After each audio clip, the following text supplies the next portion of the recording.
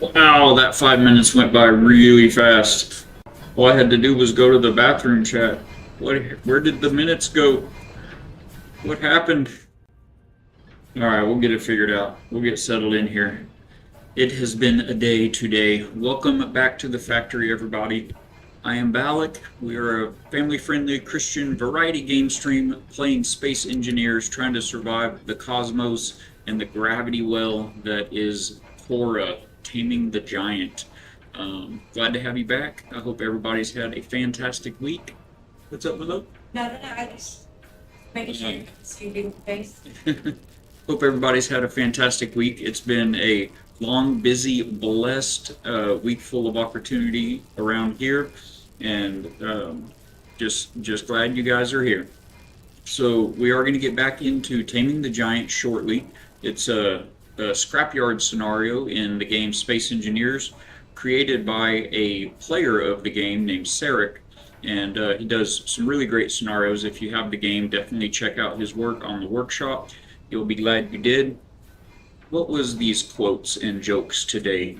Great things are not done by impulse, but by a series of small things brought together, said Vincent van Gogh. He may have known a thing or two about great things. Also, my new thesaurus is terrible. In fact, it's so bad, I'd say it's terrible. Yes, that guy needs a thesaurus for sure. So before we get into the game, guys, we're going to start the stream, open the factory the way we always like to start our streams here, and that's with a short daily devotional. And we read this from Jesus Always, a daily devotional book by Sarah Young. You can still pick this up on Amazon or wherever you get books. It's only $15. Highly recommend you get it. What Sarah does is she just takes a couple of short verses from Scripture and pulls out the lessons from those and writes a couple of paragraphs of how you can apply those to your life in modern language and simple terms. It's a wonderful way to start your day and to inject a little bit of the Word into your day and to put your heart and your head in the right place, to put God first. And even if you get to it in the middle of the day like this or in the evenings at the end of your day, it's just a great way to recenter or as a retrospective to kind of take stock of what God was doing in your life that day.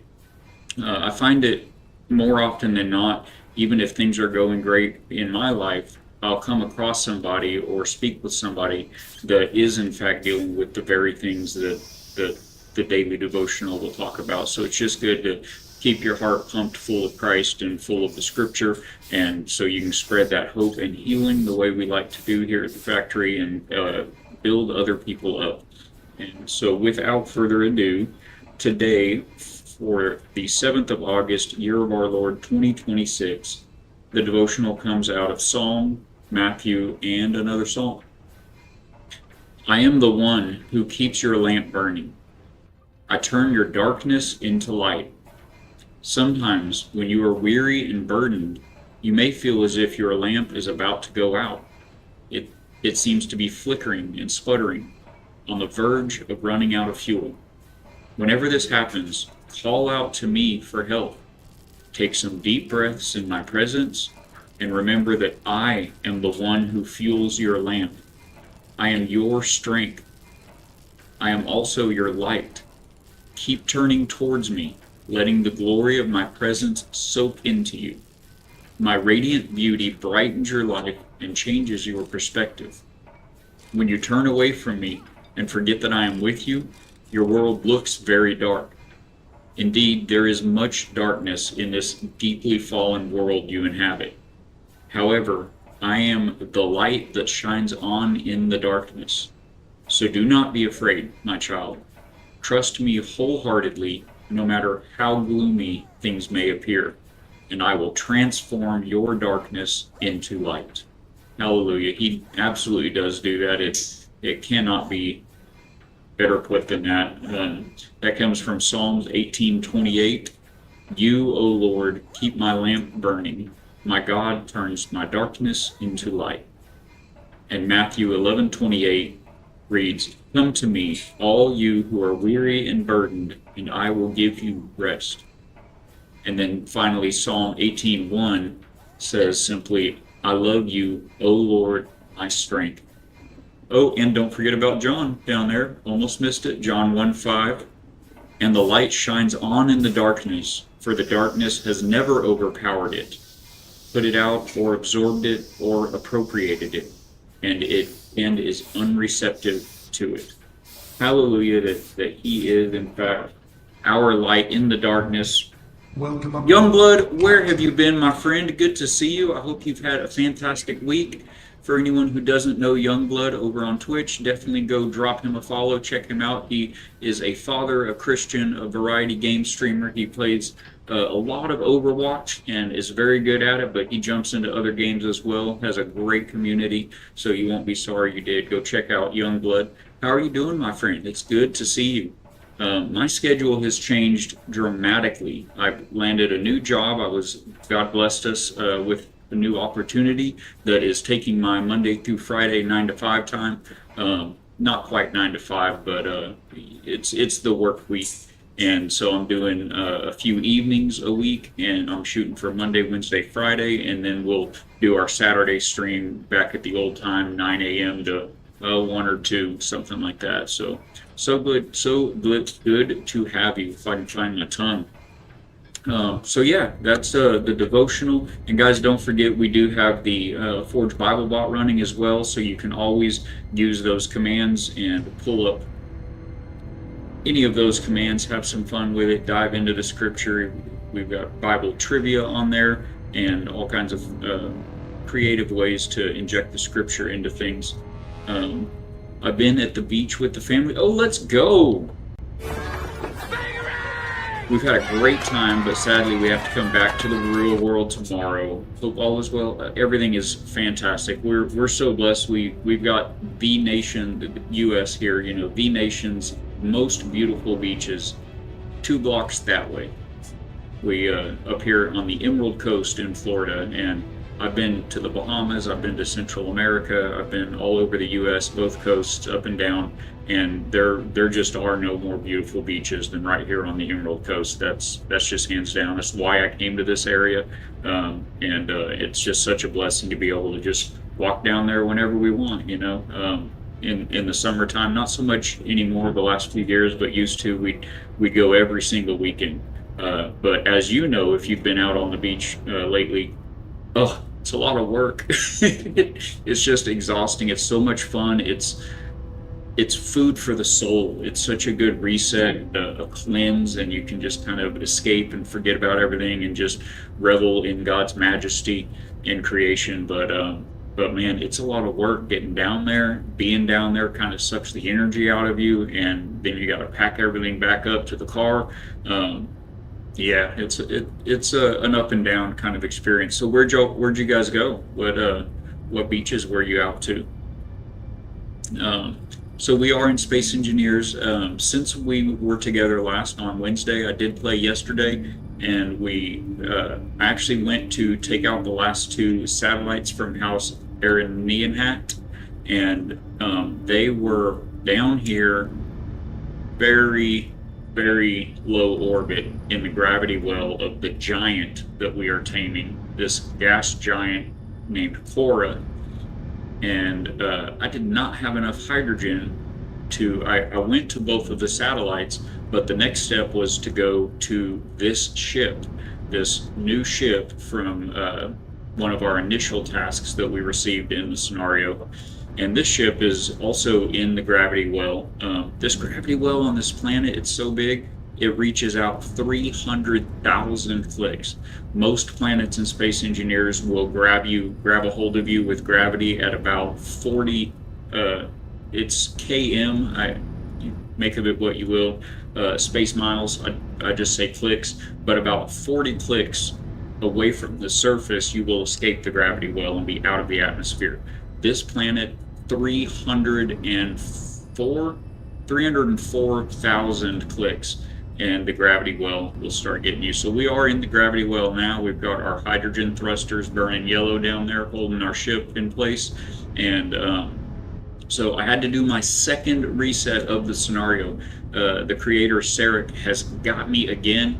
I had to reset again, and I just didn't have enough hydrogen on board this ship to come back up out of the gravity well to this ship that we're currently hovering over. So I've decided to come here first and check out and see what this is all about, and then we'll go get after those other 2 satellites. I did already go to them and successfully cleared both of them yesterday when I played, and they were just typical satellites like the other 7 have been, except they were loaded with a fair amount of ice, which, as you engineers know, ice can go into the O2H2 generators and be converted into hydrogen gas to run your thrusters, which is the all-important space fuel for space engineers. Got to keep that hydrogen full. And we are currently on 0 hydrogen, so it was good to have those out of the satellites, but I've only got 2 generators. They could not pump enough hydrogen, as much hydrogen as all these engines are burning, so I did not make it back out of the atmosphere. I had to reload, and so we've come here first. We're in the gravity well, but just barely, so it's not taking too much thrust to hold our position here. And I did a little bit of scouting on board this amazing creation that Sarekh has built down here. This one, in the lore, in the story, it's actually brought to us from House Sarekh. They're kind of a military industrial type of a family. It's really neat. So we'll get in there here in just a minute, but there is a lot of ice to be had on this ship. So we're going to load up all the ice, all the food, all of the things, and have a good time with it.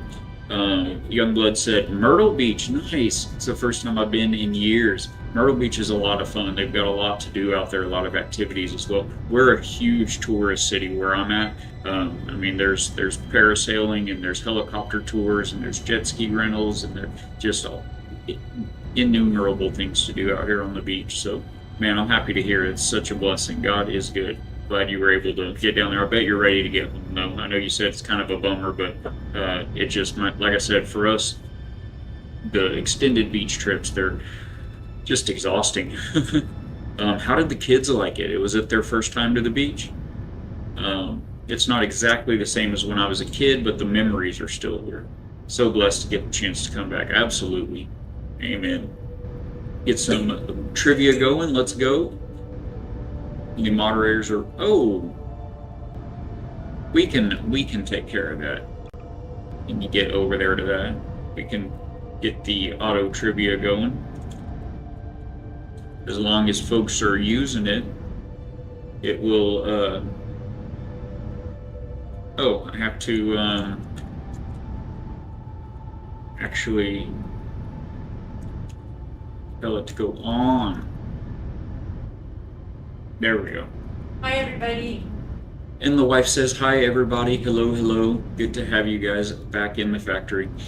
So let's get into this ship over here. If I can get back to the game. There we go. So it took a minute to find the doors, but I think we're in a pretty good spot here. Let me straighten this out a little bit. And we'll just be going in and out of the port side there. Actually, I think it was, I'm going to scooch on over to the starboard side. I think that's where the, what am I trying to say? Oh, let's get a HUD up. That'll be helpful so as to not crash and burn. Cargo carrier, the cargo container. I think it was the starboard side cargo container I was throwing stuff into moments ago. I hope I can keep up with chat with every 10 seconds. That's pretty regular. See how that plays out. Thank you for being here, though, Youngblood. Thank you for popping up the chat, the trivia in chat. I'm gonna throw this stuff in this bed right here. Not me, just the stuff. All right, let's. Hello. Why can't I?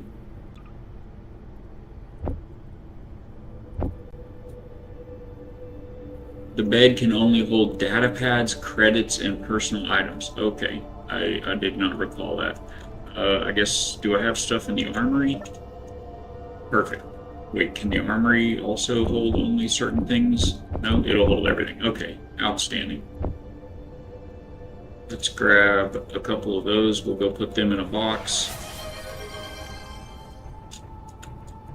King Henry, welcome in, you legend. Good to see you. How has your week been, my friend? Good to have you in, brother. I hope you've had a good week.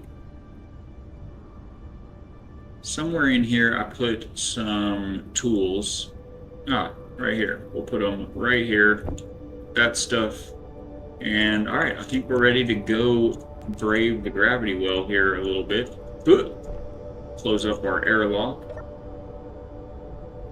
Hello, I'm sorry you had ads. We do our best to try to keep those things as limited as possible. No pre-roll ads. We've got to run an ad to get those pre-roll ads turned off. But good to see you. Welcome in, my friend. Just in case you missed it. Welcome aboard, Captain. That one's for you. Alright, let's hop down here. We've got to be very careful with this jetpack now.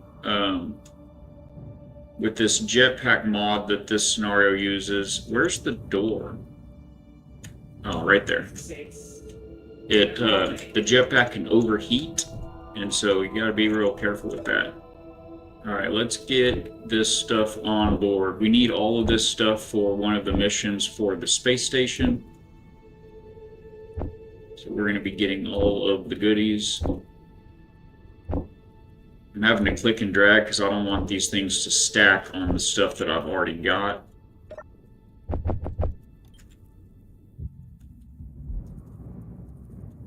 It's going to be a little bit of back and forth here for a while, folks.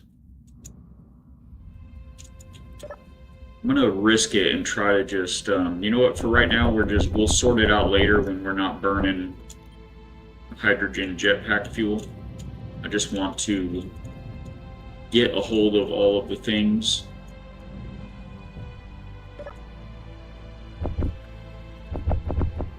Wow, we can hold 4.5K with this new cargo module we've got. That's very good. You can usually only hold right about 3,000.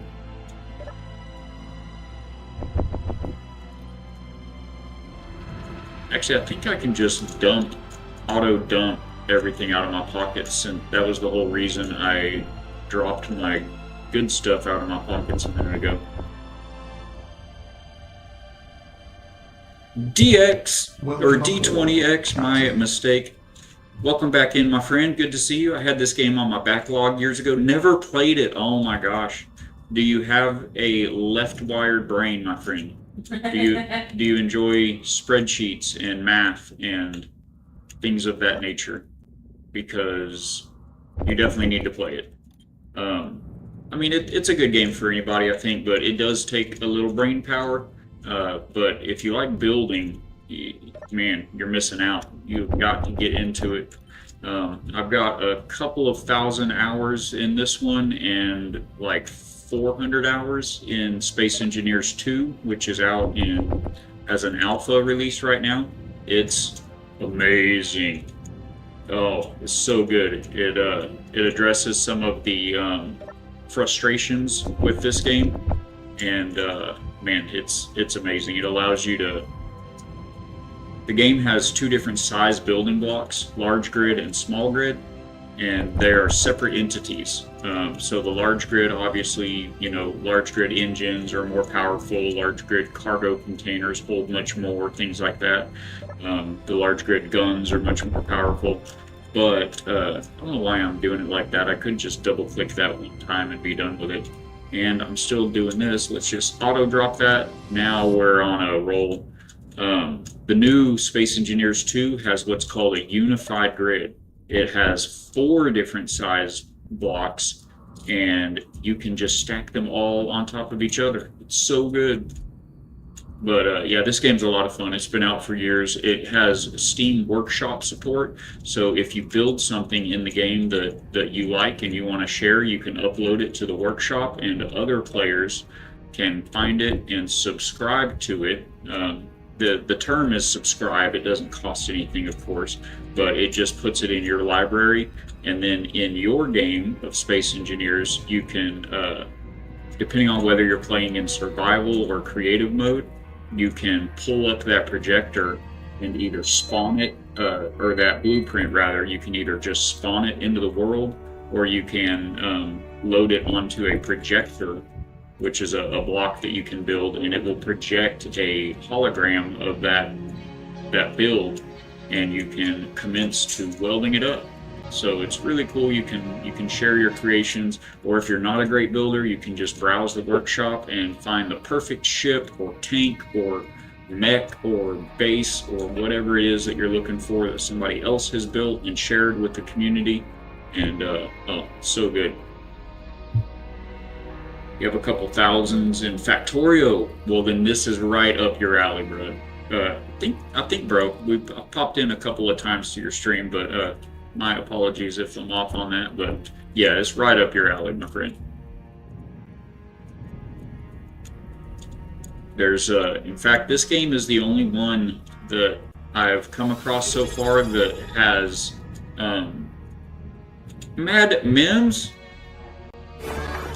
Welcome back into the factory, man. Thank you for being here, and thank you for resubscribing again. You've been such a fantastic support to the channel. Thank you so much, ma'am.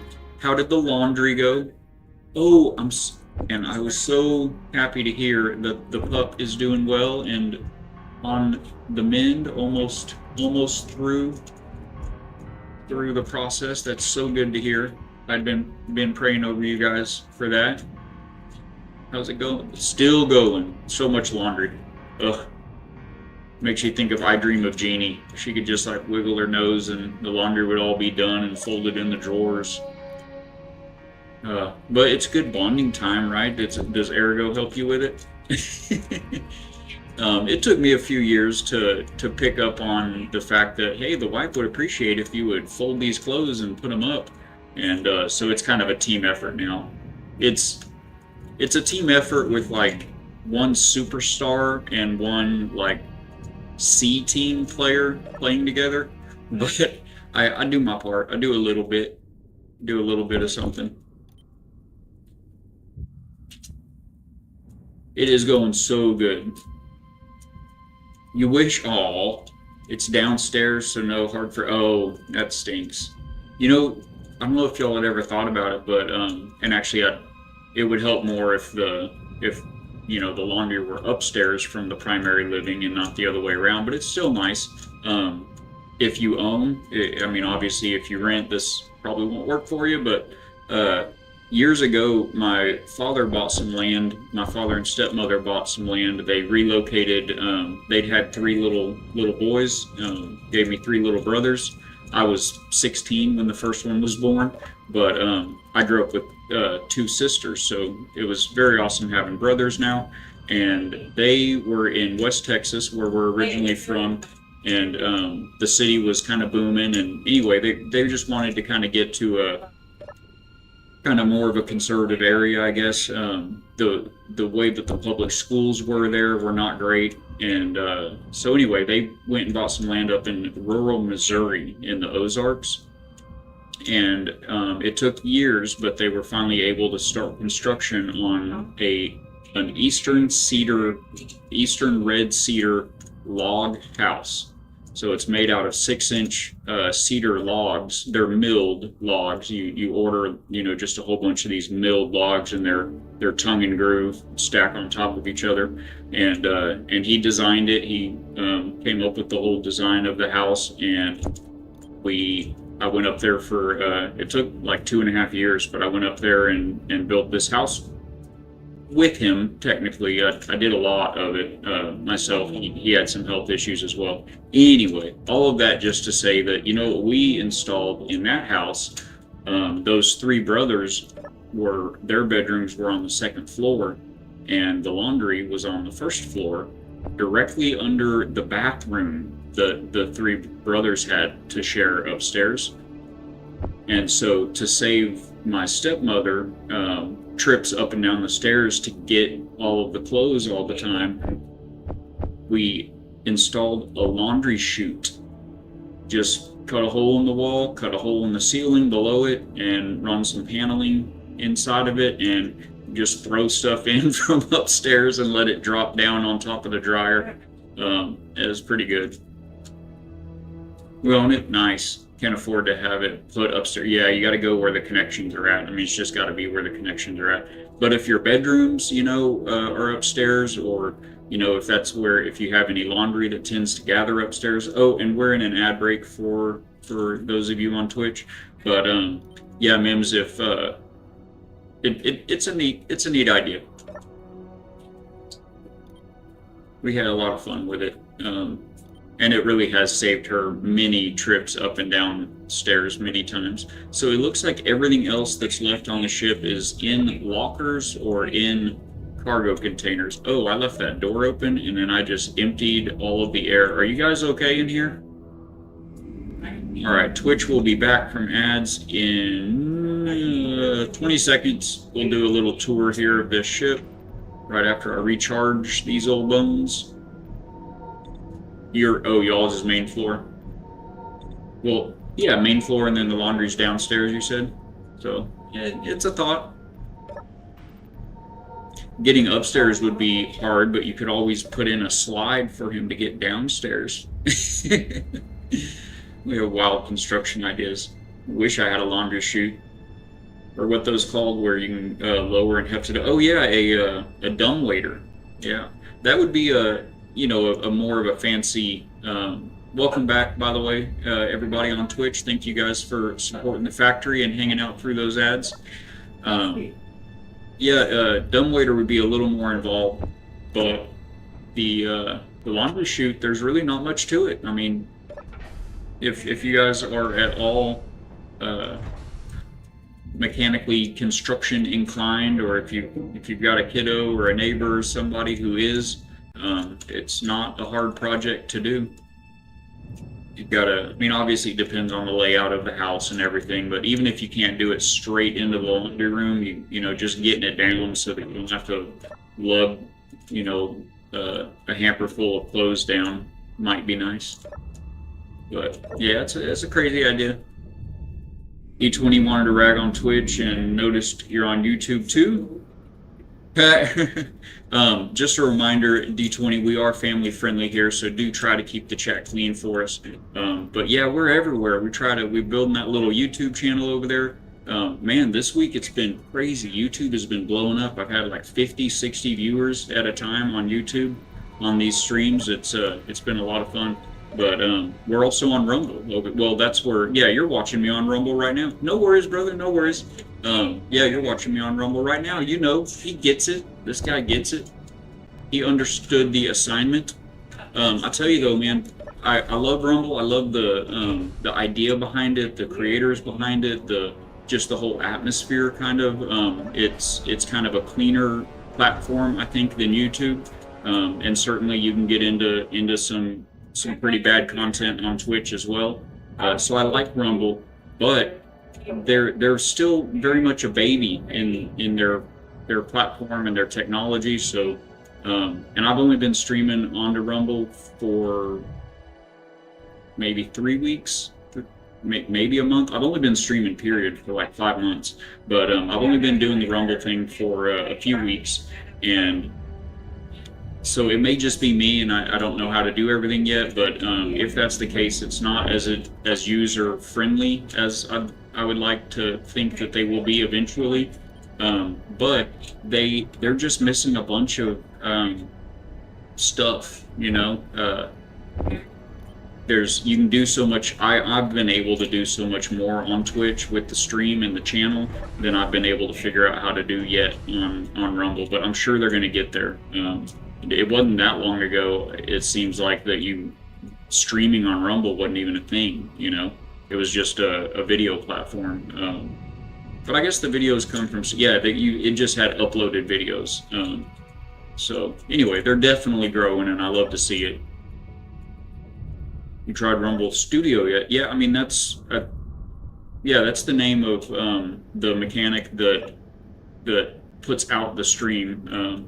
It catches your encoder, what you're sending with your encoder, it catches that and sends it out. And one thing I will say about it that is fantastic, and I don't know if the other platforms don't do this because I don't know why the other platforms don't do this, but the way Rumble will take your encoder output, your stream that you're sending it, and just restream it from Rumble to wherever else you want it to go is amazing. It's taken the load off of my machine because I do game and stream on the same computer, and so it's taken that. Whereas used to, I would stream from. I use Meld as my encoder. A lot of people use OBS. I tried it at first, and I was recommended Meld. It's lighter on the resources, and at the time my computer was struggling a little bit, and so I tried Meld and I loved it. Meld is so good. But anyway, Meld, OBS, whatever you use to stream, you've got to send that stream to Twitch, and then your computer also has to separately process and send that stream out to YouTube or to Kick or to, maybe some people do TikTok, wherever else you're sending it. Your computer has to do that work that many times. But now with Rumble, part of the way the Rumble Studio works is my computer only has to do that once. I just send it out to Rumble from my PC, and then Rumble takes care of the rest and sends it right to my YouTube channel and to Twitch. And it seems to be working flawlessly, so that is amazing. But yeah, they're just still kind of young in the whole process, I think, and so they're not quite as feature rich as some other platforms. Twitch is Twitch is kind of special to my heart, D, because it's one of the options. Yes, most Rumblers use it. Okay. Yeah, I didn't even know if there was other ways to do it. But anyway, Twitch is always going to have a little bit of a special place for me because many of you Gearbots here have heard this before, you already know, but I did not. I wasn't even looking. I wasn't even looking at you. I'm looking at this clearly. Why am I gonna? Okay. Anywho, I didn't grow up gaming. I didn't. We had a Nintendo when I was a kid, and then just before I got into martial arts and skating and football and everything, we got a Super Nintendo. My younger sister played a lot of Super Nintendo. But this stuff is not in this. You can't access that from there. So some Nintendo, a little bit of Super Nintendo, and then that was it. I didn't have the PlayStations or the N64s or the Xboxes or any of that stuff. And so I'm very new to gaming. I was over 40 years old when I just had some free time after work. I used to go to bars a lot after work, and I'd drink 1 or 2 rum and cokes after my long work day, and then play some pool. I like to play in pool a lot, and so I'm not doing a very good job of the tour here, guys. But you can look around this ship. All of the people have things to say and everything, so you can kind of just take it in as I'm yapping here. But so anyway, and like I said, a lot of you know this, but I don't think I've told DX this before. But so anyway, I just started gaming like 5 years ago. And the way that happened was I was watching videos on YouTube instead of going out and playing pool, just killing time at home in the evenings. We haven't had cable, watched cable or Hollywood movies or anything for a long time also. And by choice, I went too far. I went too far again. There we go. So anyway, I was just watching YouTube videos, and I was watching a video, and somebody, they were talking to people, and I was not seeing the other side of the conversation. And I asked about it, and they said, "Yeah, I'm streaming on Twitch." And so I went to Twitch to watch their stream and participate in that community a little bit. And that was the beginning of the end for me. I liked watching on Twitch more than on YouTube as well. And then before too long, maybe a little less than a year after watching a couple of people on Twitch, I saw somebody play a game called Subnautica. And I've got salt water in my veins, guys. I love anything to do with the ocean. And I saw that game and looked at my wife and told her, we've got to get a computer for, a gaming computer. We had a laptop that I've used for work for years, but we've got to get a computer now. And so I bought a computer and got Subnautica, and that was the beginning of the end, guys. There were hiccups with Rumble Studio audio encoding breaking, so it's not. Oh no, I didn't hear that. Definitely, I would like to know what's going on if we're having any issues, but I haven't had anybody pipe in. Knock on wood. I haven't had anybody pipe in yet and say anything with it. I did have one cat come in on YouTube with a comment. First time chatter, never seen them before, and they just popped in and said. Basically said your stream's awful. You're getting like 5 FPS. You need to. I don't remember what they said. You need a better computer. You need to turn down your graphics or something like that. And I was like, hey, nice to meet you. Welcome in. Thank you. Duly noted. You're the. I had like 20 people in the chat that day chatting and hanging out. I was like, you're the only one noticing it, but thank you. It's crazy what kind of stuff people will come in and say for the first time sometimes. Ooh, lore drop. One of the absolute legends of Rumble gaming community called ABD loves Subnautica. Nice. ABD, I'll have to check him out. I'm still a small enough channel that I'm able and I enjoy every day. Well, it used to be every day. Now it's every evening. After stream, I actually go back through the chat before I close out Meld for the day. I'll actually go back through because people suggest books to me. They suggest games, streamers, things like that. And my memory is shot. So, like if my wife doesn't hear something, I'm not going to remember it. She is my memory. So anyway, I do go back through chat and I will bookmark that to go check them out. I do. I love Subnautica. It's so good. I've got quite a bit of time in all 3 of the Subnautica games. And of course they have building. I wish the building was more robust in the new game. I'm very hopeful that it will come along. Obviously it's very soon, very early in the development right now of it, but you could build some really neat stuff in the first 2 games. It's so odd. Why? I haven't heard a good answer. Why did they call the new game Subnautica 2? It's the 3rd game. Crazy. If you want to grow on Rumble, you need to chat to other gamers and raid people. So even if you have no viewers really in Rumble, still raid smaller streamers. Yeah, absolutely, I agree. And we do that every night. We will raid out on Rumble. We'll raid out on Twitch. I think correct me if I'm mistaken. I may just be mistaken about this, D, but I thought that you actually found me through RCA. There's a group on Discord, a Discord server. Did I go down too far again? I did. There's a Discord server called Rumble Christian Alliance, and it's just viewers and streamers, content creators and viewers alike that are just there to support each other and to help uplift the community and just give people some hope and spread some love, spread the word, the gospel. And so every night on there, I post. They have a channel, of course, for like an I Am Live channel, and so we post that in there. We always raid out to whoever may be online. So yeah, absolutely. I think it takes some time, but Ivy Fatbeard is a content creator. Has been doing it for years on YouTube, Twitch, and now on Rumble. And he actually got me turned on to the whole Rumble thing. He described it as being easier to get monetized on Rumble than it is on YouTube, which would be cool. It's not.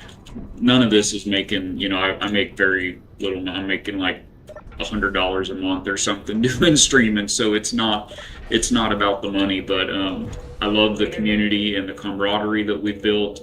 We've played some fun games and some community servers and just made some great friends.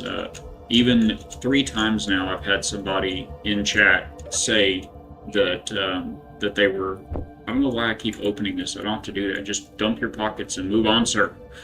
That they were having a really bad day, or that they were real upset, they were depressed, etc., and that talking to me had really turned things around for them.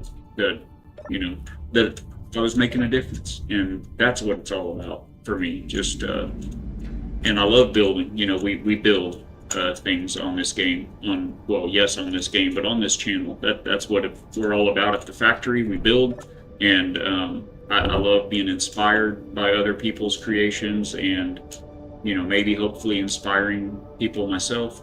That's not opening for me right now. There it goes. Sorry, I know this is premium content. We're just carting material back and forth, but we need all of the things, guys. Hey, thank you for the shout out, Mims. There's a link right there to IB Fatbeard. He is a fantastic human, a wonderful community. You love being a part of it, and if you like any of the games that he plays, he's very knowledgeable about all of them, and he does tutorial videos on YouTube. And he's a Sea of Thieves extraordinaire. He's played a lot of Arc Raiders, Valheim.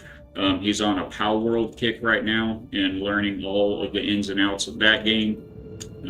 I guess I'm going to have to try that out. I've had enough people now tell me I should. The game didn't grab me, just being exposed to it. I wasn't like, oh, I got to play this. But I guess I do. I guess I gotta play. I gotta give it a chance. It's like the vegetables. You gotta seafood, vegetables, sushi, whatever. You gotta try it once before you say you don't like it, right? So we'll give it a shot. Interesting. Didn't know. Okay, it wasn't RCA. Found you scrolling through the gaming category looking who's on. Nice. Very cool. Yeah, I know that you've been in here to the factory like half a dozen times now. I appreciate you finding me and coming back. Who knows how all the algorithms work and everything. I mean, obviously we're a small channel, but we are very solid, very core group of folks, and we're all about just loving on each other, and there's so much toxicity in the gaming community and online in general. We're just trying to right the ship a little bit, So appreciate you being here. Welcome aboard, Captain. Destroyer, speak of the devil, and he will appear.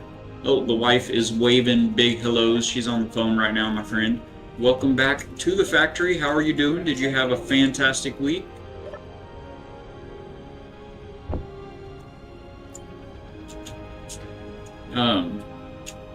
Youngblood, you still got your ears on? Are you doing the trivia? Just got out of the pool. Ooh, Youngblood beat you, Tess. He just got back from the beach. Beach trumps pool, my friend. How was the pool? You guys have a pool, or do you go to a community pool? Yes, my love. Let me land back in the ship one time for a second, and I will do the thing for you. You told me that already.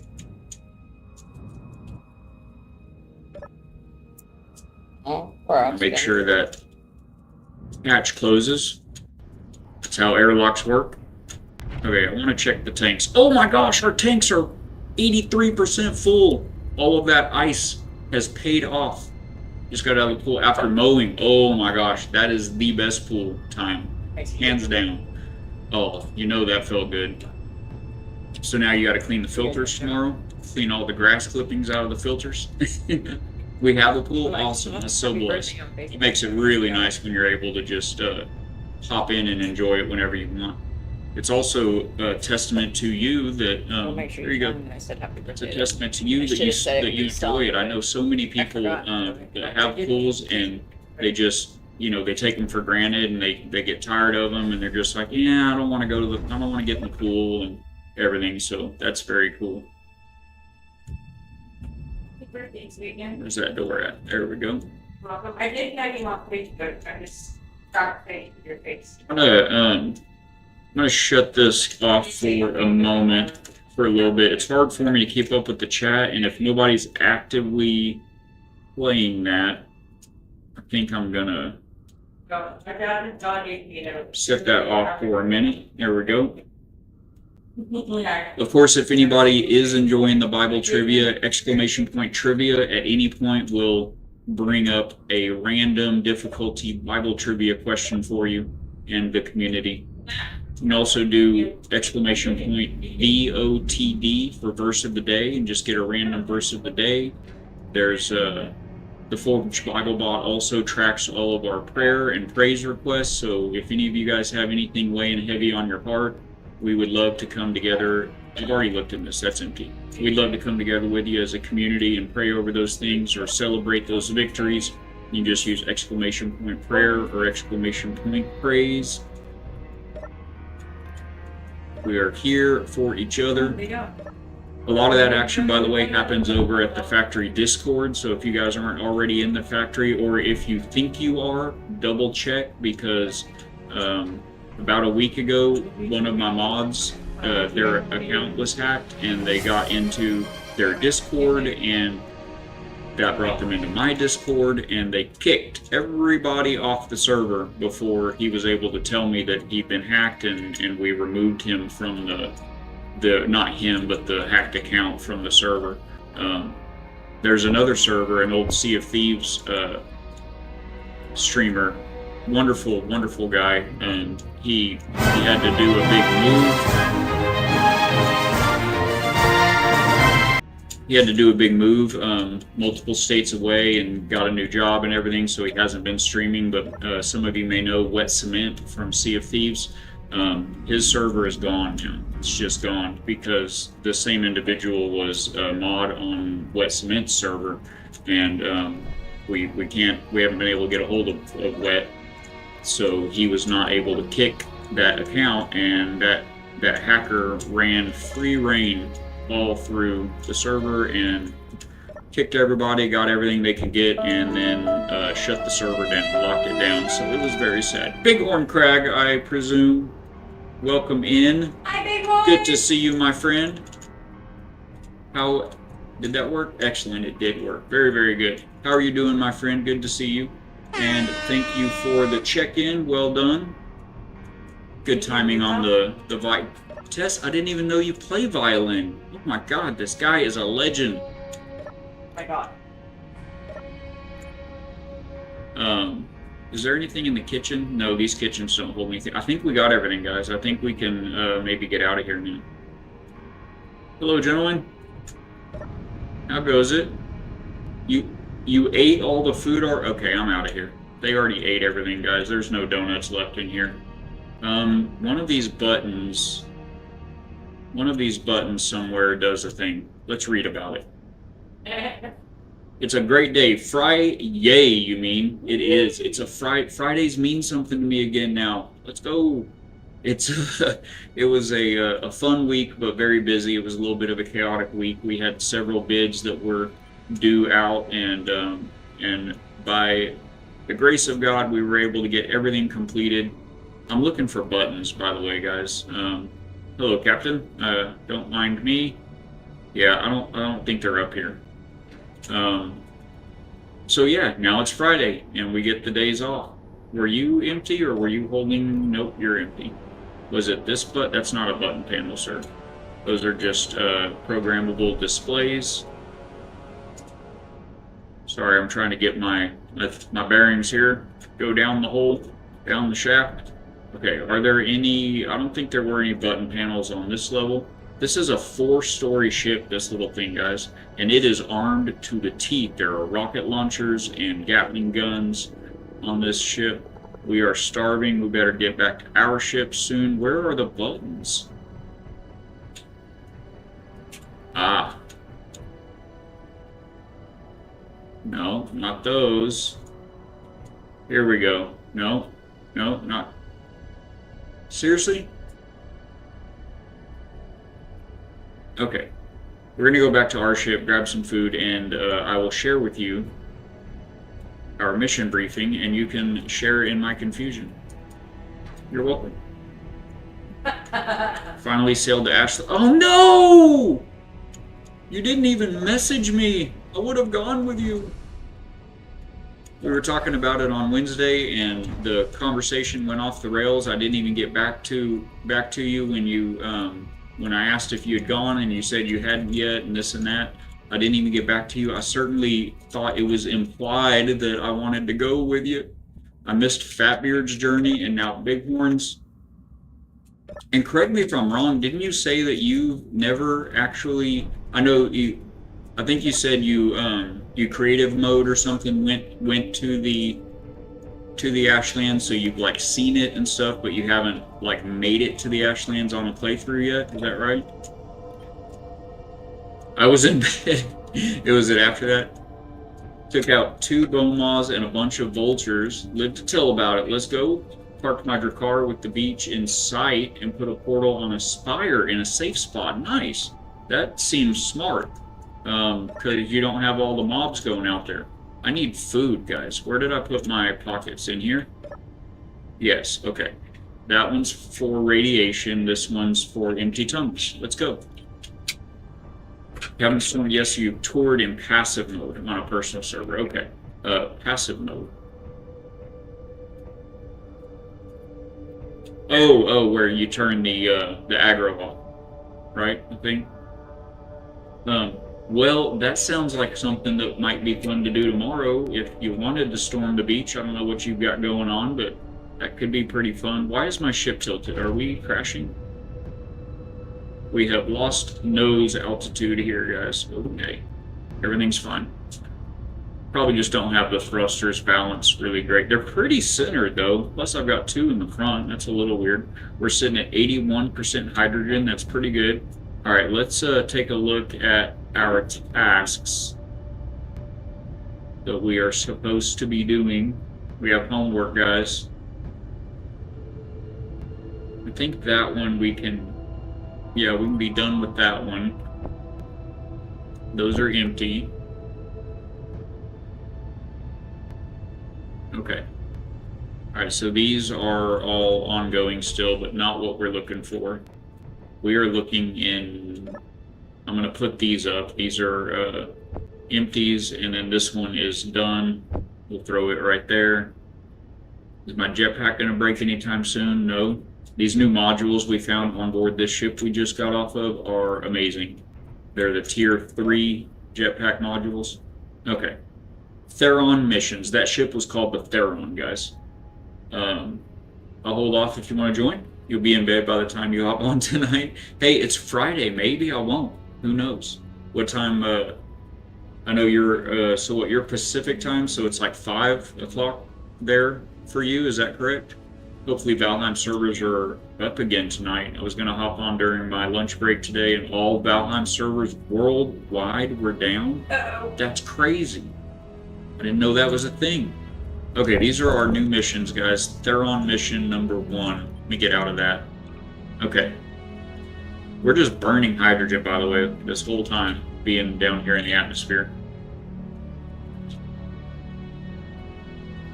Is new to you also? That is crazy. I didn't even know Vikings could use computers, yet alone hack them. Yeah, I would love to. Big Worm, whatever works better for you. If you want to do it tonight, I'll stay up for a while. Otherwise, we could get on there in the morning. I was gonna continue this story for the stream tomorrow, but if you're, well, I know you're good with playing on stream. You've played on a lot of Valheim streams with me, so we can make it a Valheim Ashlands or beach storming tomorrow. Do you know what I did in the Ashlands last week? Was it last? I think it was last week. I died, I don't know, like 30 times probably, fighting a guy by the name of Lord Rito. Lord Rito. Does anybody know who Lord Rito is? Okay, the automated ship Vellum, this is the one I was looking for. The automated ship Vellum is a long-term stress test space frame that was started in orbit around Acne Primaris several years ago. It was supposed to send continuous to...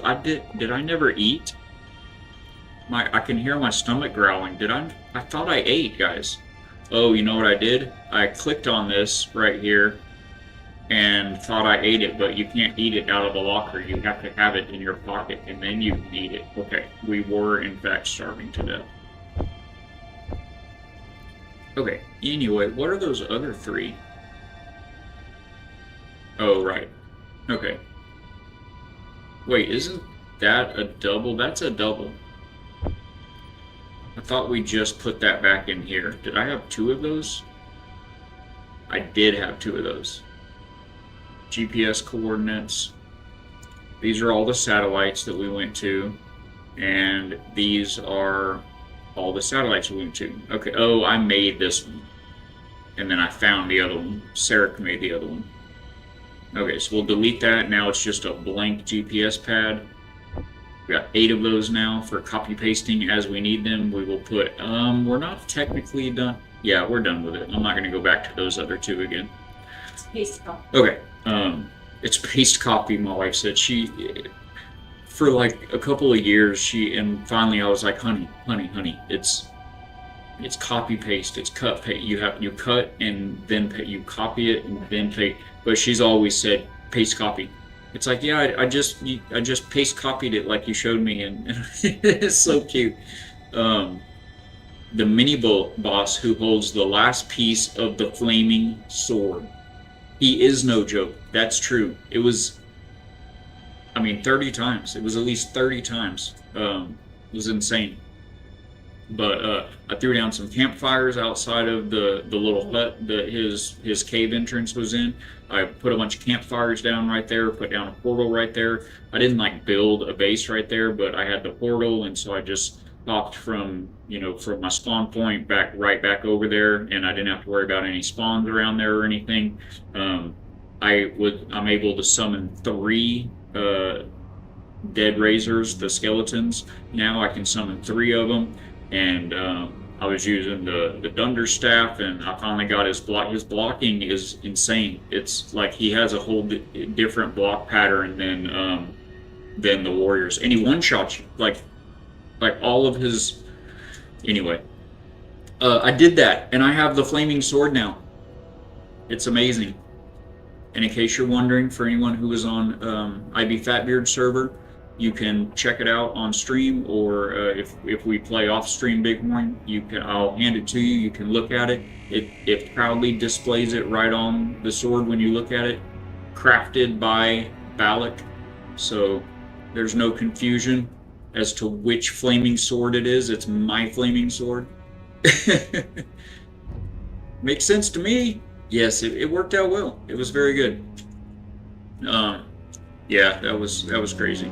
Okay, so the automated ship Vellum.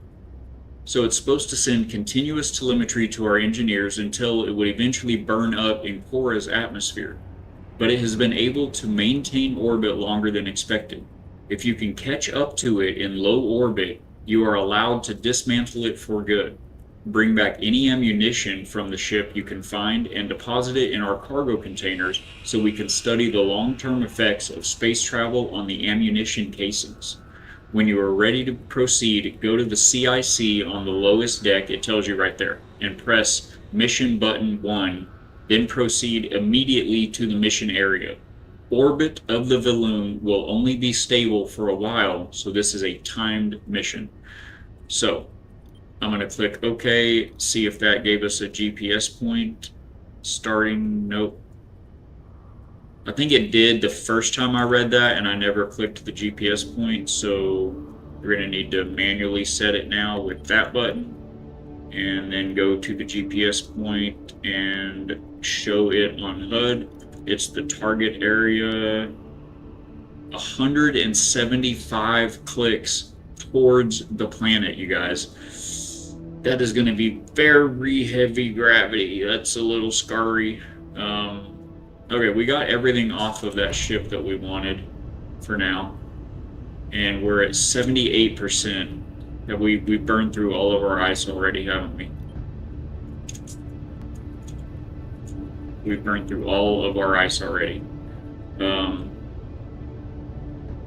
Okay, we're going to go up instead of down. We're going to go up. We're going to go back to the space station before trying to tackle that mission. I would like to have 100% full tanks and like a lot of ice in the boxes to process more hydrogen before we go do that. That's not going to be smart doing that. So let's get out of here. Oh, and we had a whole ad break I missed. I just yapped my way all the way through it. Well, thank you guys for everyone that's still here. Yeah, YouTube was crazy the last couple of streams. Monday and Wednesday both. There were like fluctuating between like 40 to 60 people watching on YouTube. Only a couple of commenters, but I mean a lot of viewers. It was kind of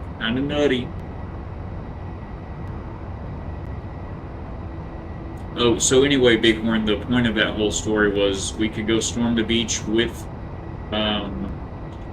what's it called?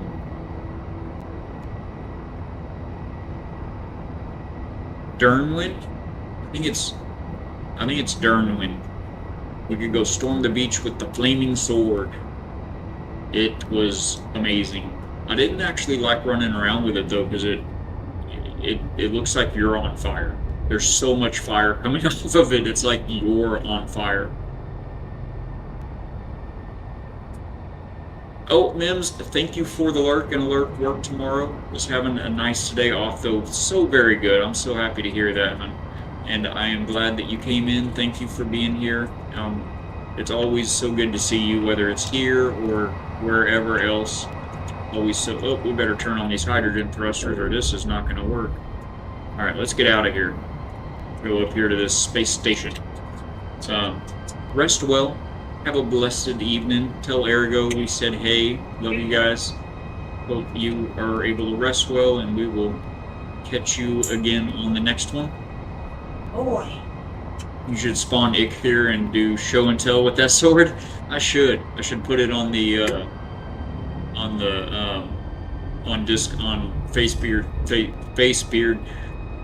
Fatbeard's Discord. That was a little throwback to Purple Ninja, or Tess. Tess was always messing with me. He never types out Fatbeard. He just puts FB. And even though I've never been on Facebook, the wife has a Facebook, and she does a little bit of like shopping there, and mostly because her two daughters are on Facebook, and that's how they do video calls and stuff.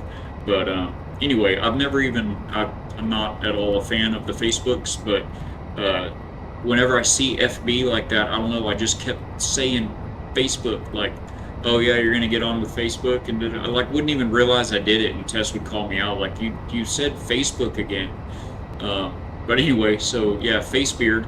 I'll have to put it on his server, on his Discord, so it can live there in infamy along with your Thundering Bighorn axes, the way you took out Ichthir. I bet you, even with that sword, there's no way I'd defeat him as quick as you did. You guys, Bighorn, so we had a lightning strike hit our building, and it fried my computer. At first I thought it, like, fried the computer.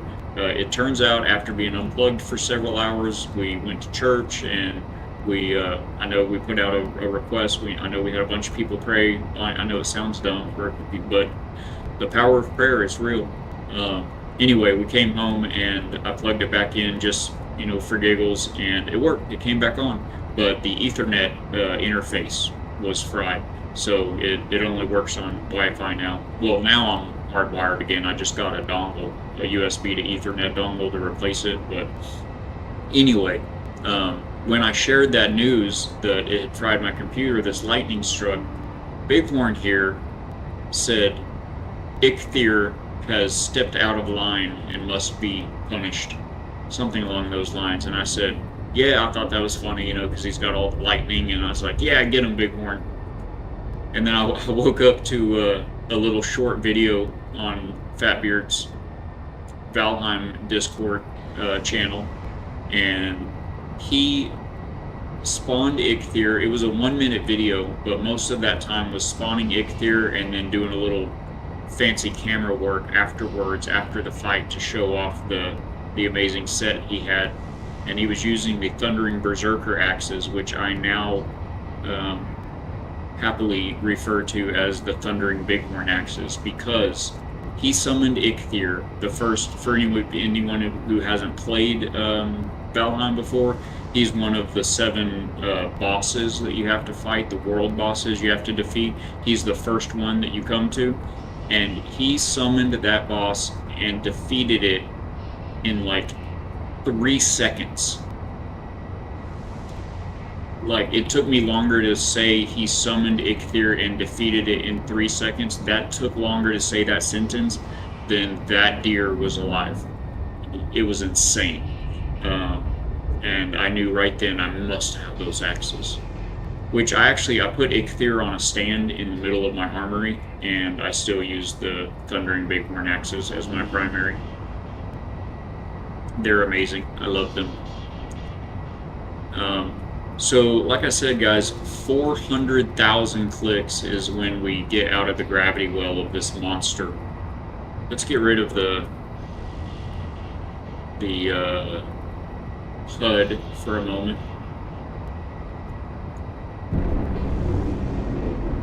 It's so enormous. It's just like Jupiter, you know, here in the Milky Way.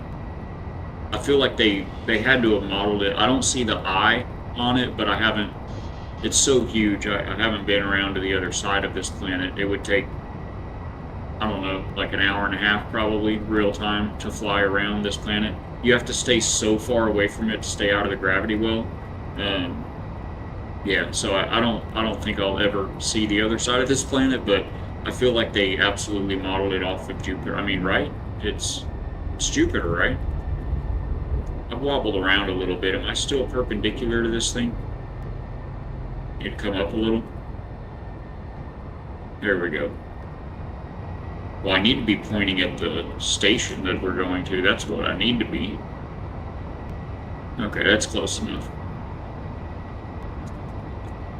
But yeah, 400,000 km, whatever km, I know what km is in real life, but it can't be kilometers because if you just judge the distance in the game, like how far a thing is from a thing. I don't know, actually I guess it is kilometers because the blocks themselves are measured in meters, and I think it's rough, but I don't know. I mean, you know, 136 kilometers isn't that far, so for space to, you know, I don't know. But anyway, yeah, 40 kilometers, or 40 clicks, I call them. 40 clicks from the surface of most planets will get you out of the gravity well in Space Engineers. This planet, 304,000. It's insane. So when we get that number, that white number there, up to 304, then we can turn the thrusters off and just coast through space for free at 100 meters per second. Man, we're down to 62%, so it's used up 20% of our hydrogen capacity just going. How far have we gone?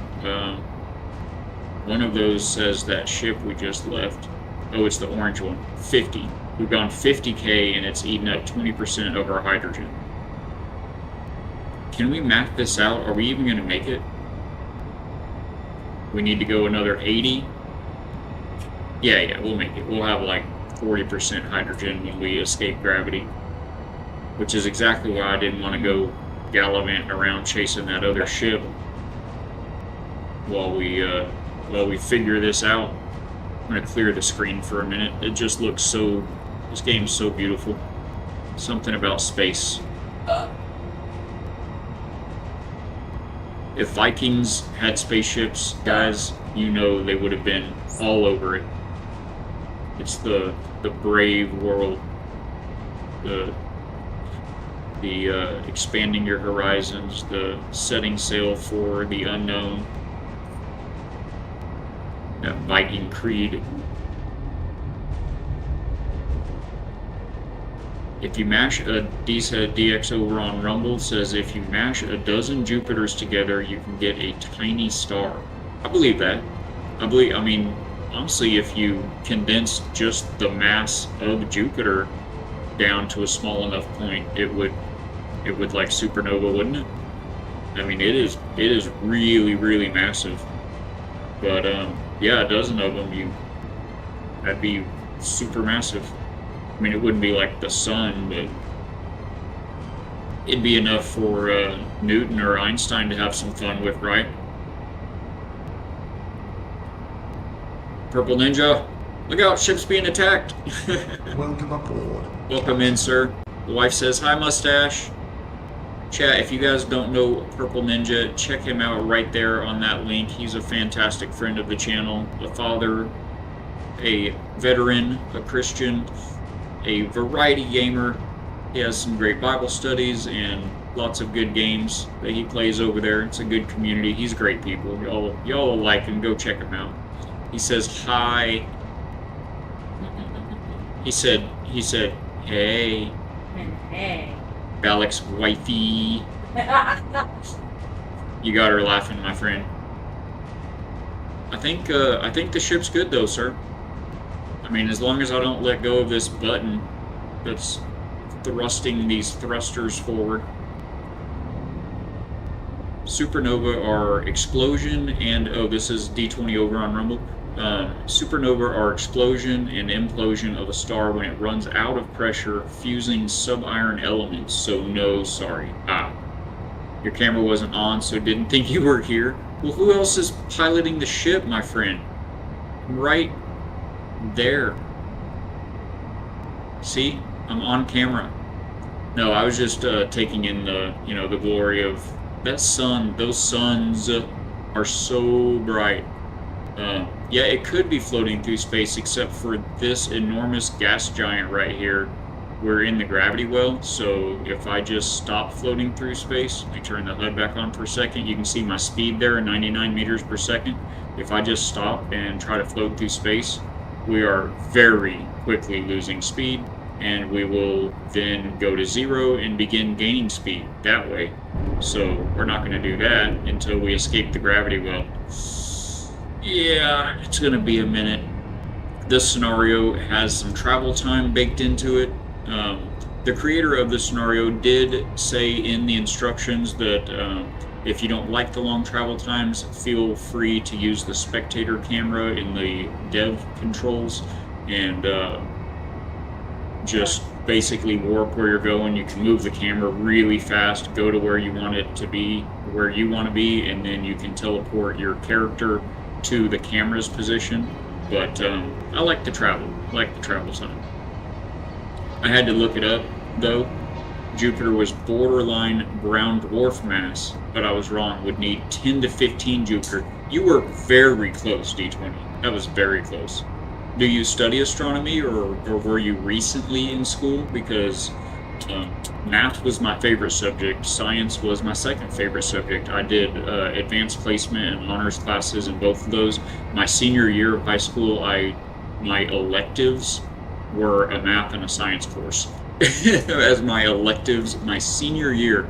But that was over 20 years, or well, 20. Yeah, that was 20 years ago. So I'm a little rusty, my friend. You like the travels too? It makes it chill. Nice, good to hear. I'm trying to keep that sun. It's very cool that this is a binary star system, solar system. There's a binary star that these planets orbit around, but man, it's very bright. So I'm trying to kind of keep that off to the side. But yeah, this is like Jupiter, but with rings. You can kind of just see the asteroid belts there around it. That moon right there is called Lysanes, something like that, and it is our end goal. We're supposed to go land on that moon and build a science outpost that is equipped to handle 4 scientists to come and set up permanent shop there. So, man, my finger's getting tired. I'm going to put my marble on the W key. Give my hand a rest for a second.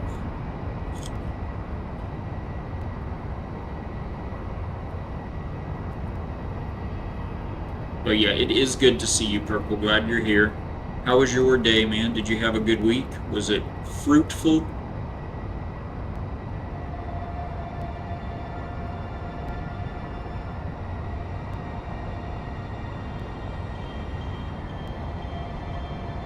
Yeah, we popped the camera on and off. Gotta keep chat on their toes. Your car broke down today.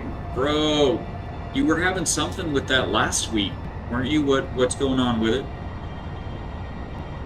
And your window motor broke.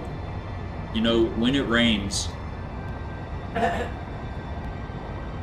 Just that. Oh, yeah, you didn't. So you were having issues, but just didn't get it fixed. Now it went.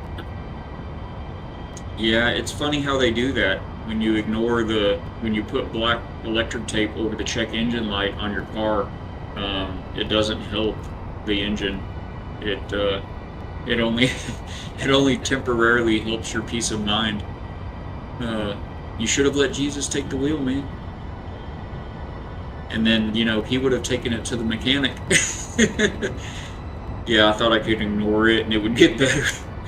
That's what I did. He let Jesus take the wheel. He didn't drop it off. Well, I'm sure he has a good reason. There's a lesson in this somewhere. There's a lesson in this. It's so what had happened was, next time you're going to be like, no, we got to take this in because, you know, I did this one time and it left me stranded. And that knowledge and that action is going to avoid and keep you from being stranded like out in the middle of nowhere when it's freezing with your family on a road trip. So that's why it happened today in town. We're in town, hopefully, like not far from home. Had somebody to call. Do you have AARP? Or are you an AMAC member? Oh, you're actually able to drive it home still. Even better. Save that tow truck bill. I mean, you know, tow truck drivers need a paycheck too, but they don't gotta have any part of my paycheck. You don't know what that is? Okay, that's good. It was a joke on you because you're a whippersnapper. AMAC and AARP are clubs, they're membership associations for retired persons. For you don't have to be retired, but for seniors, and they come with all kinds of benefits and discounts, including roadside assistance, is what traditionally they're most famously known for. AARP is like the big, huge, been around forever monster one, and then AMAC is a little bit newer. It's still very large. It has, I think, over 2 million members now, but it's a conservative alternative to AARP. AARP gives a whole lot of money to, I mean, you name it, Planned Parenthood, Act Blue, etc. The list goes on, and AMAC doesn't. They have all of the associations, all big organizations here in the States, they all have lobbyists that go to Congress and lobby after, you know, I mean, whether it's, you know, big pharma or big oil or big action figure, I mean, you name it. Anybody that has an interest, anybody that's in any way involved in any kind of industry that's regulated in some way by the government, they have lobbyists, you know, trying to get a little bit of help out of Congress. And those lobbyists for AARP fight for things that a lot of us view as problems in this country, and AMAC fights against those things. So, yeah, old people stuff. Knew you were old, but 70? 70, bro? You do not have to be 70 to be retired or to be a senior.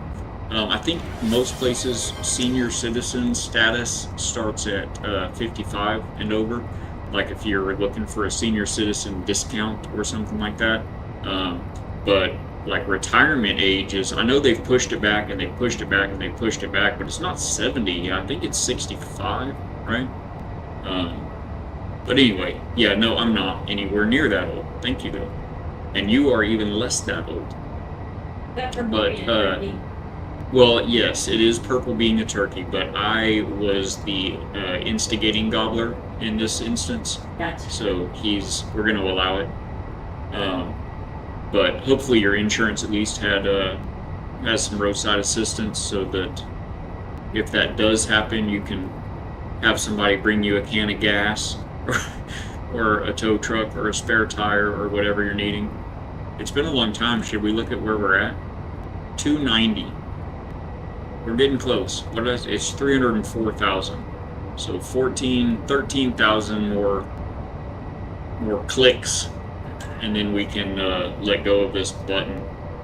Actually, I'm not holding the button. I have this little glass marble that you can set perfectly on one key on a keyboard, and it's my cruise control for space engineers.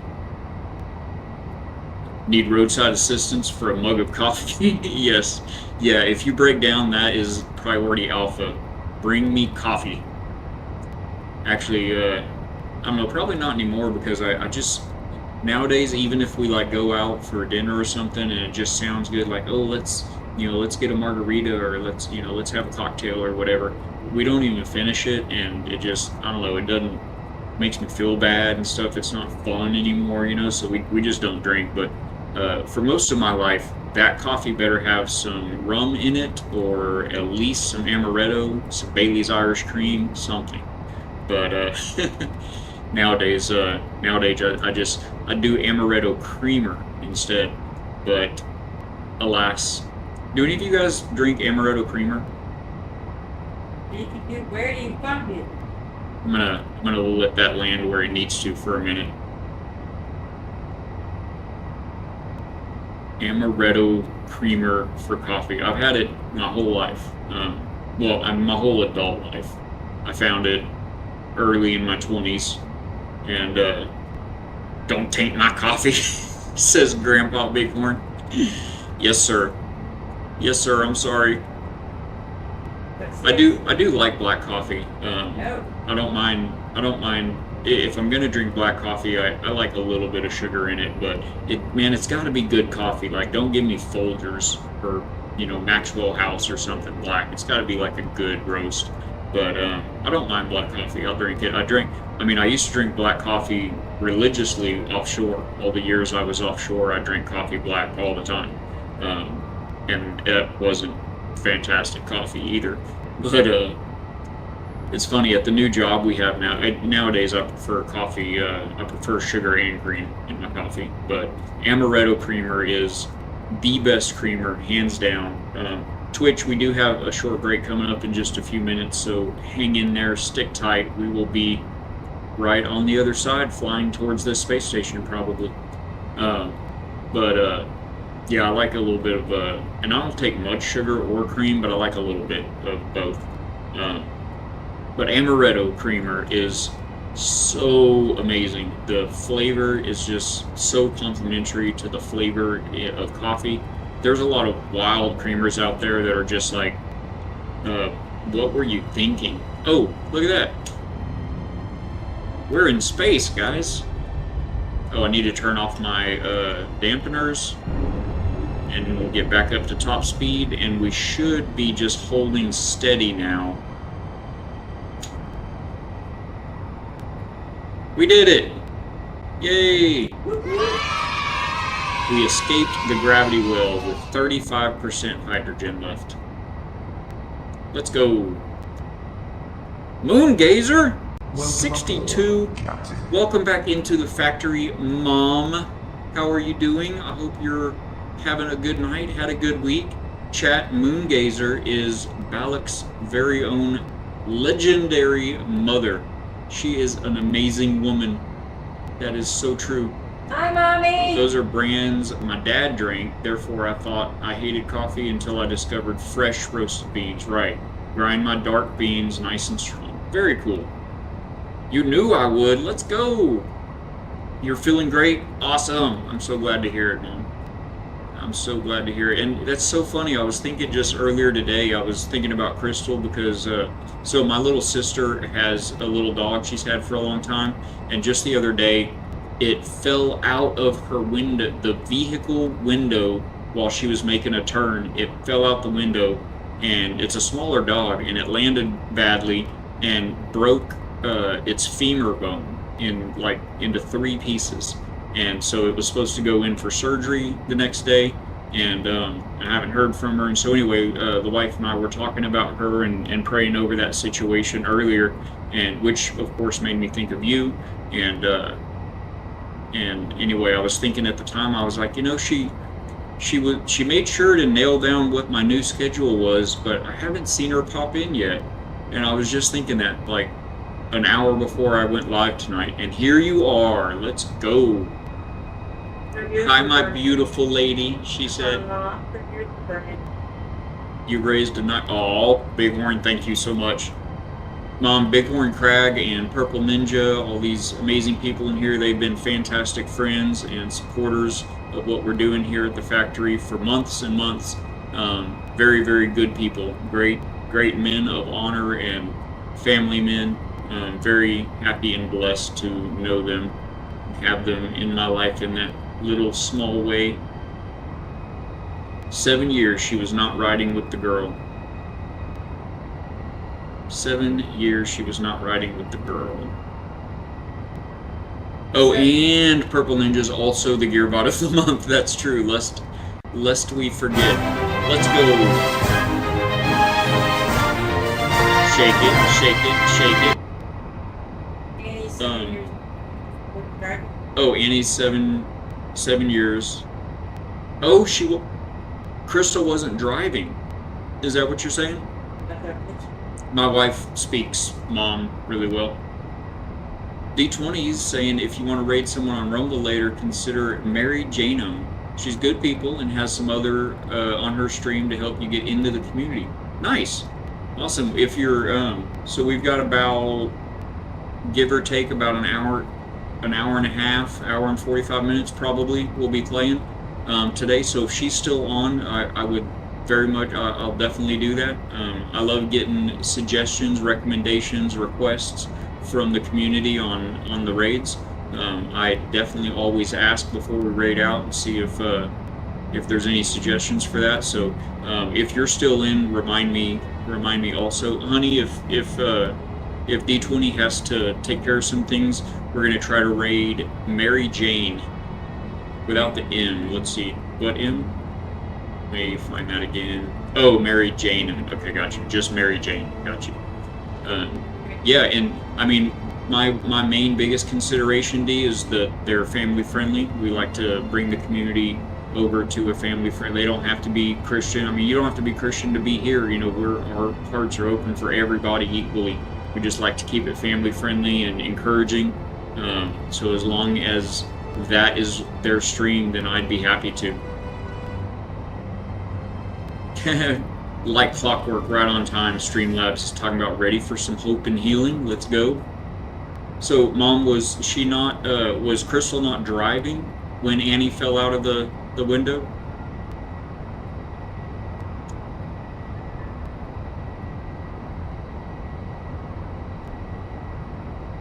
Hello to all of the friends, Moongazer says. Oh no, she was not. Okay. Okay. So is my brother-in-law sleeping on the couch now, or was she like with somebody else entirely? Guys, we're getting so close. 13 clicks. Her baby boy T. Oh. Wait, her baby boys don't start with a T. Yeah, these two. Her baby boys start with a E and a A. It was an accident. Yes, of course, yes. Oh, her baby boy, got you. Yeah, so she was riding around with him and he fell out the window. That is very sad. So, do you have an update for us? Like I said, I haven't gotten a hold of her. I haven't heard from her in the last couple of days. Let's see if we can block that sun, guys. Ah, that's nice. Love to hear an I mean, praying it's a good update, but we would like to hear an update on how the pup is doing. I'm afraid she's not deliberately family-friendly, mostly so unintentionally. I don't think I saw fully family-friendly game streamers on Rumble. Okay, I got you. Yeah, I mean, it doesn't take much. I mean, I've spent most of my life, you know, if you were to hear me hanging out with friends and stuff, you certainly wouldn't want to have, you know, a kid around. But we do like to keep the stream open for kids and for family, and keep the language clean and the rhetoric, you know, like I said, hopeful and just positive and encouraging and everything. So we may have to take a pass on it, but I'll definitely check her out. Surgery was a success. She's home. Let's Yay. go. Glad to hear. Thank you. Let's go. Yeah, so D, if you do check out that Rumble Christian Alliance on Discord, it's just spelled out just like that, Rumble Christian Alliance. Man, there are so many amazing family-friendly and Christian streamers. I forgot what we were doing, guys, and we're gonna go way past this probably. Oh no, my hydrogen thrusters are super strong. We're gonna just stop right like a glove. We totally did that on purpose. We're there. So yeah, there's a lot. I mean, like a whole lot of. I feel like there's more on Rumble than on Twitch even, and there's a bunch on Twitch too. So yeah, if you're looking for them, if you like search for the tag, see tags. That's another thing.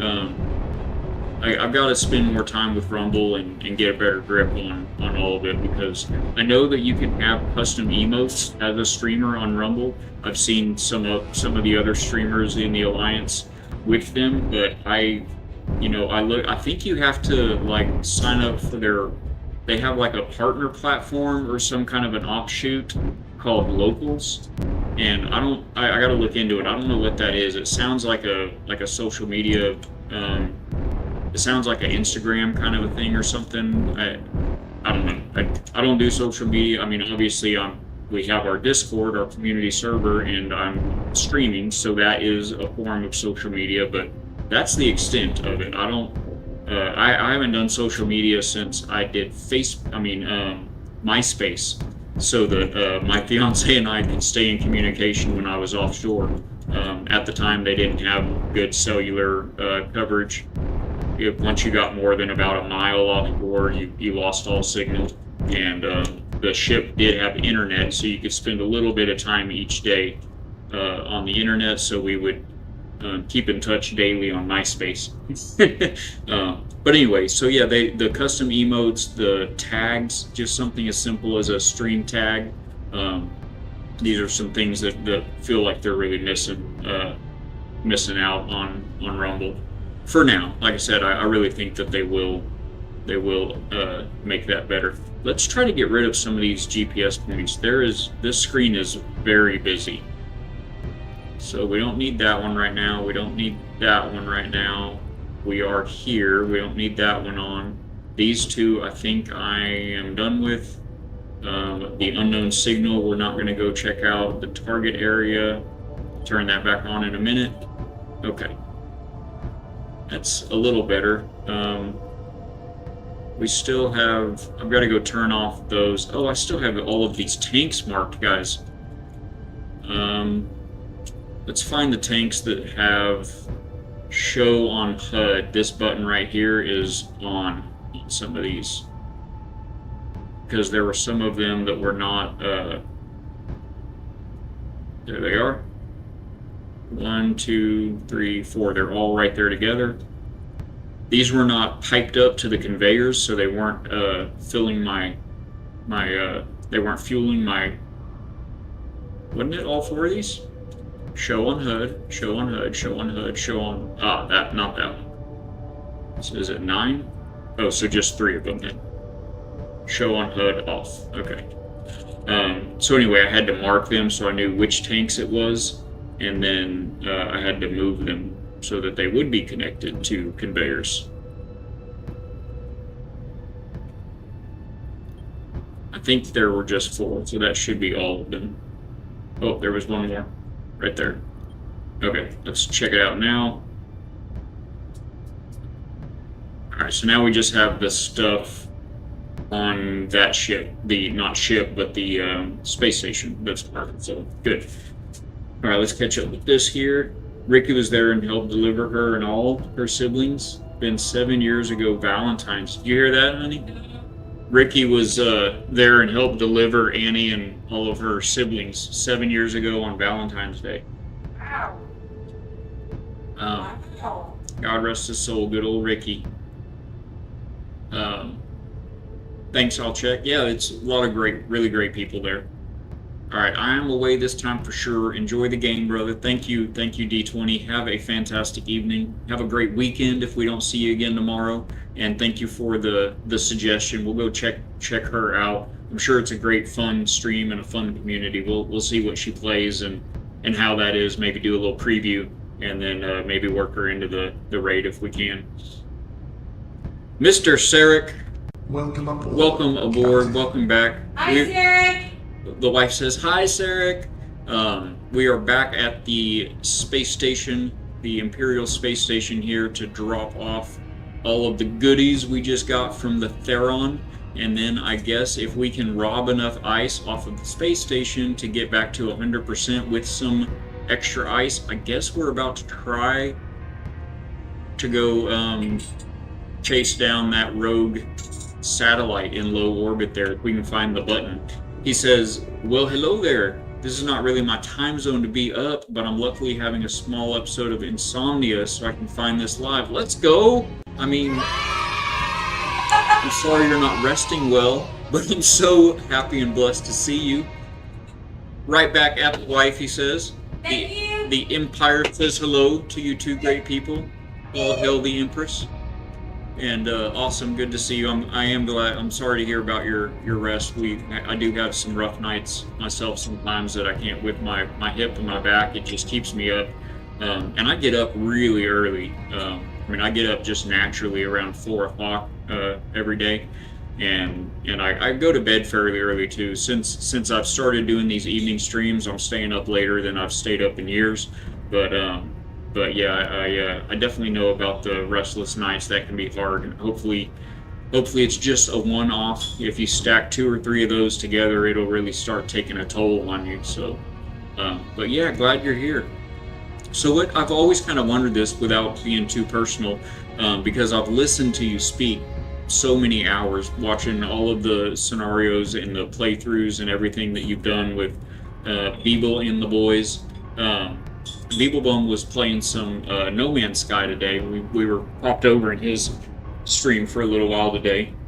Purple Ninja, I don't know if you were in here the other day or not to hear this, but Sarekh here actually is the creator of many great scenarios and builds ships and bases and everything here in Space Engineers, and he created this scenario that we're playing, so we are honored to have him. But yeah, so I've heard you, for so long, and I've always kind of wondered and like tried to guess and place where you might be from.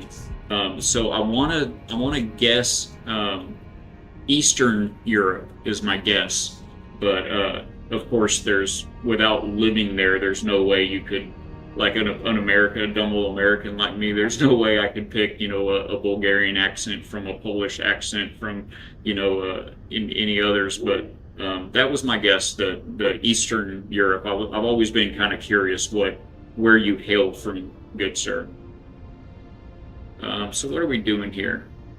Oh, update. D20 on Rumble update. Today is a very bad day for a family-friendly. Sorry, maybe some other day. Thank you for the update. Noted. No worries. And I mean, that's to say nothing at all about a person's, character or anything. I mean, I've always been a good soul, but I've lived a lot of my life with a very potty mouth and jokes, off-color jokes and things of that nature. So not to say anything at all derogatory about a person's character. That's just how we keep it here at the factory. So what did we come here for? Oh, the ice. Oh, I connected to this ship so we could fuel up. Do I have a hotkey for that? I do. Let's go. Look at that. Oh, look at that, baby. We're not going to get full again, though, I don't think, right? Are we? How many tanks are on that ship? I have a bunch of tanks, and it just topped us off again. Let's go! Oh, that felt good. That's the good stuff. Derominator back in the house. Welcome aboard, Captain.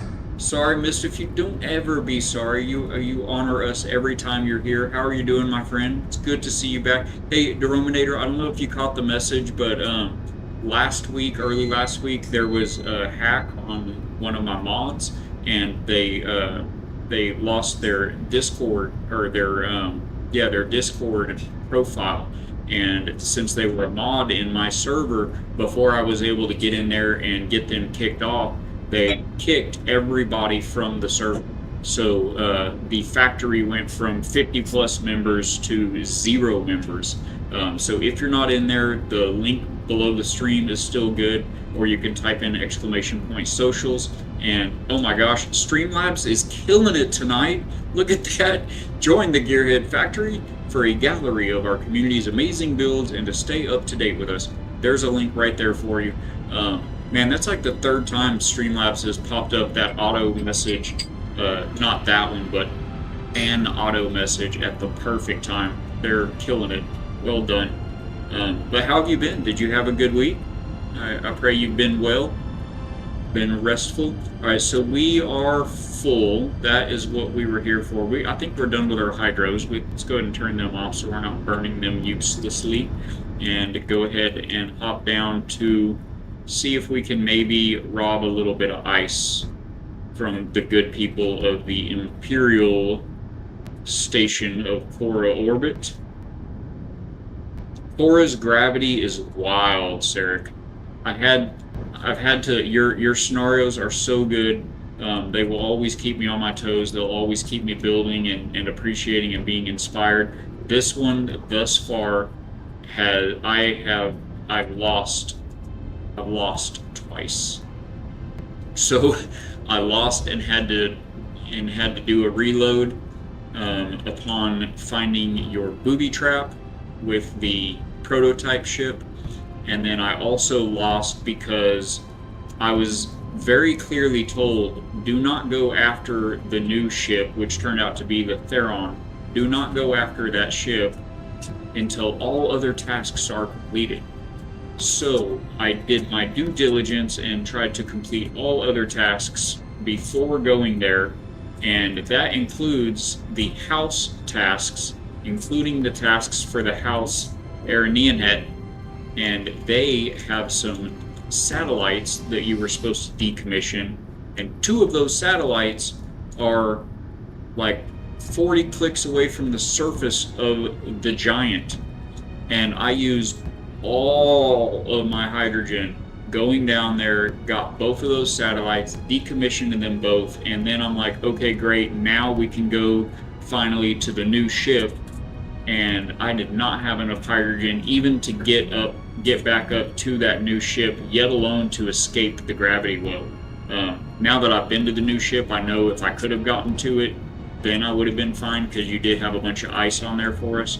But yeah, I couldn't make it out of the gravity well. I was like, I mean, I wasn't even close. I was still like 60 clicks out from the new ship GPS waypoint when I ran out of hydrogen. So I had to reload to before I went down to those final 2 satellites, and I had to skip those and go straight for the new ship. So I'm doing my best. I'm just not great. Dinner be ready in 2 minutes.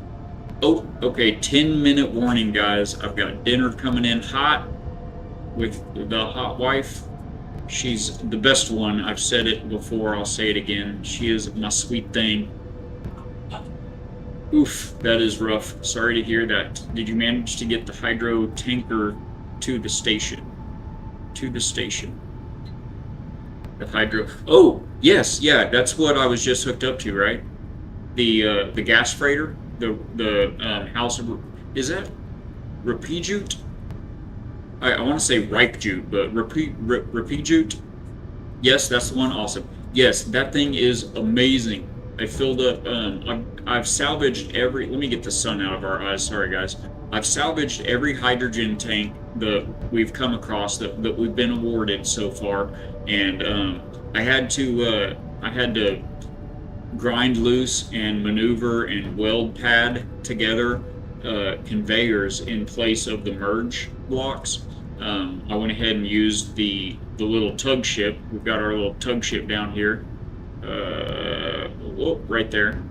I've got to zoom out a little bit. We've got our little tug ship stuck to our belly there.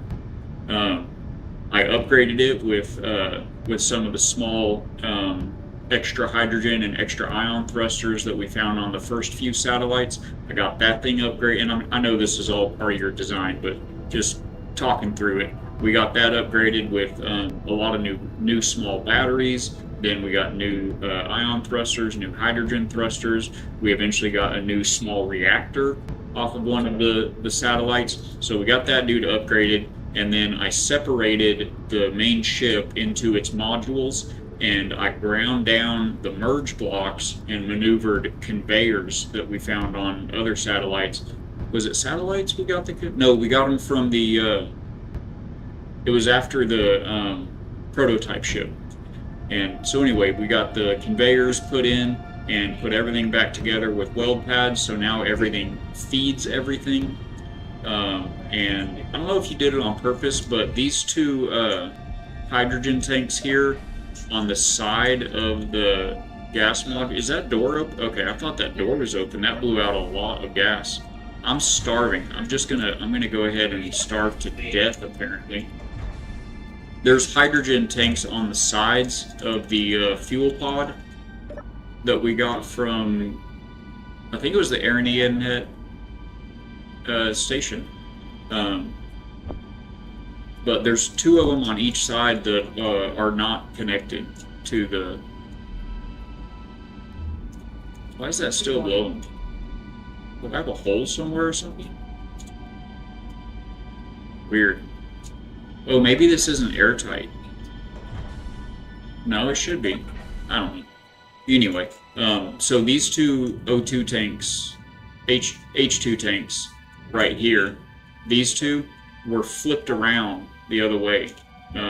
This part was pointing up, and these two oxygen tanks, one there and one on the other side, they were mounted there up here to the top right next to these H2s. And so that whole group of 3 tanks were just connected to each other because the conveyor line is at this level and the connectors on these H2 tanks were down here. They were just hitting these, what were they, batteries. They were just hitting the batteries. So, by the way, if you did not catch it, oh, I didn't catch it. Thank you, Germany. Got you. So that's not very, that's kind of Central Europe, isn't it? It's a little off. I mean, I don't even need an excuse. I'm American. We all know that we have no idea what we're talking about in terms of that. That sounds like a mistake. The module should be fully piped up. Okay, good to know. Thank you. Goes on my bucket list. It was a fun, yeah, I mean, you might leave it because it was fun to, the whole scenario is about scrapping and you've got to grind and reposition things and move them around. Just getting the fuel pod, there were, what was it, like 4 O2 tanks? I mean, yeah, 4 O2 tanks and 4 H2 tanks.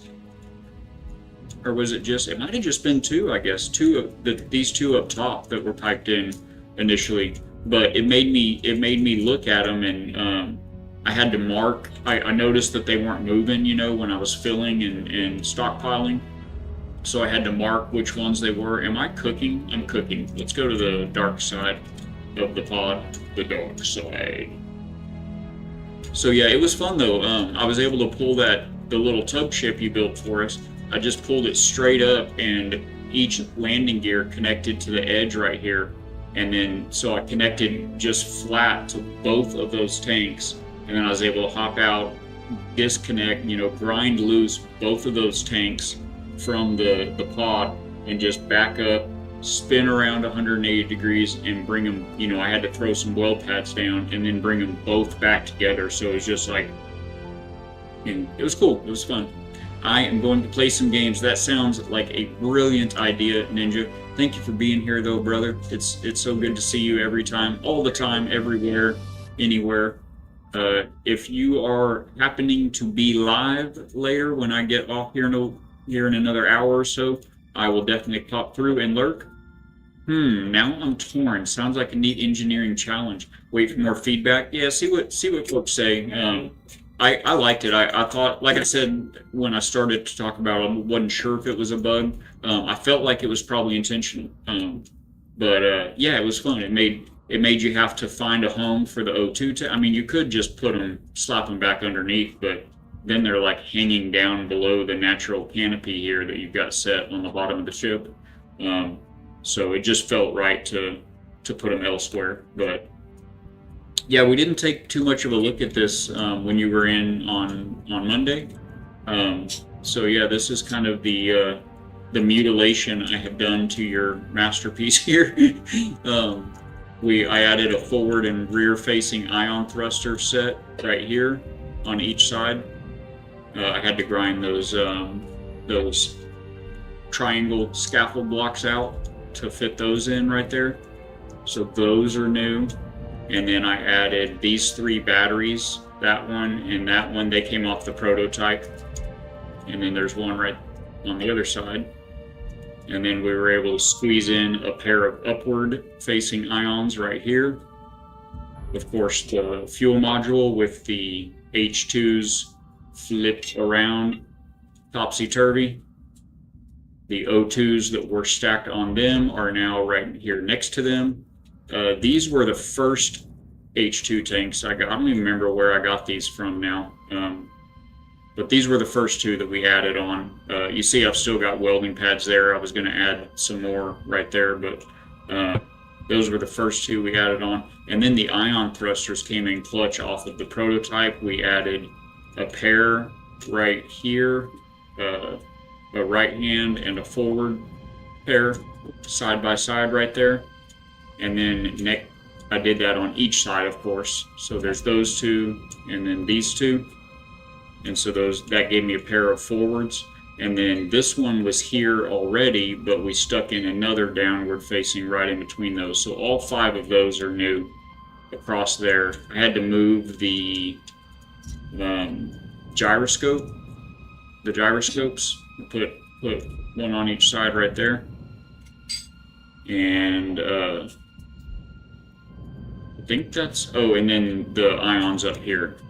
We added, I had to grind out an armor block right there and put those 2 ions. So it gave me 2 more downs and another left-right, and ground out an armor block right here to put another set of thing. So I did turn, I don't think you had it off. You probably won't today. You're gonna chill. Sounds good, Ninja. You need to. You did have a busy day. Ninja, we'll be praying. If you have time, if you still got your ears on, exclamation point prayer for your vehicle troubles. But I won't forget. The wife and I will be praying for you that that's an inexpensive fix and that you're able to get that taken care of sooner than later. Definitely wish you all the best on that, my friend. I know it's your vehicle, right? It's like your livelihood. So sounds great. Sensible upgrades. Still managed to keep the general feeling of an early industrial workout course. Yeah, it was. I mean, it's just. So, in fact, 2 different people commented on the design of the ship, and I gave you the props, of course, at the time. But I don't love how this binary sun shines through. One of them blocks, but one of them shines through everything, so you still can't look right at it. It doesn't radiate you, but visually you can still see it. Anyway, yeah, it's been. Oh, and I added. Didn't I add these? Yeah, I added these too. I tried to, kind of match what you had going with the solar panels. So we got the algae farm and the O2 farm going there on the sides. But yeah, a couple of different people have commented on it, how they really liked the design of it, that we really like your ship. It looks like a space station, And I was like, I know, isn't it so cool? Sarekh's the man. The binary mod has its limitations, sadly. The mod does what it can, but the SE Lite system is aging. Got you. It's very workable, It's worth it. Like, if I had to choose, do you want to just get rid of that extra star so it doesn't do that and have your normal star? No. The binary system is cool. It's too cool. Who is sitting next to you? Okay, and my wife is reminding me my dinner is sitting right next to me right now. I'm gonna go hang out here in my upside down. We better turn this on so I don't run out of O2 and all of the things. So I'm gonna pop in and hang out right here for a minute, guys. If you will go call your mom or hug your roommate, call a friend, touch some grass, take some not coffee, something that'll help you sleep, Sarekh. We'd love to have you and see you on the other side, but I understand it is getting so late. I do wish you the best rest. The plan here, by the way, is We are gonna get some ice off of the station, and then go back down to the Giant and try to chase down the rogue satellite that is going to be deorbiting once we push the button. So we're going to get on that. But in the meantime, guys, I'm going to take a quick 10. I've got dinner sitting here, so I'm going to get a bite to eat, refresh my drink, stretch my hip and my back a little bit, and so if you guys want to bounce around, do your things. In the meantime, we are going to do as we always do on our breaks here at the factory, and that is going to throw up the Forged Bible Bot word game for you. This is just a basic word scramble game, or letter scramble game. You just make as many words as you can out of the letters on the screen. If there's a number on the corner of that letter, and Twitch, I know you guys are in ads. I don't know who I'm talking to because they are in ads, but we'll hang out for a minute until the ads are over. If there's a number on the corner of the tile, you can use that letter that many times. So you can if you think of a word that has 2 E's in it, just check out that number on there. Make as many words as you can, get all the points, climb the leaderboard. It'll be displayed on the right there, and the point of the game is that it has a verse from scripture hidden verse locked behind the puzzle, and those will be unlocked by guessing the padlocked words up top. So if you get those, you get a very large point bonus, much more than a regular word. And if you guys as a community can unlock all of the padlocks, it will end the round instantly and reveal the verse. They're 5-minute rounds. We'll let a couple of these run, and I will see you guys on the other side. For those of you on Twitch that just got back, thank you so much for hanging out with those ads. I know it's beautiful timing, but I am now going to take a break myself, and I've got dinner sitting here, so I'll be back in a quick 10 minutes, and hope to see you guys on the other side. Love y'all. God bless.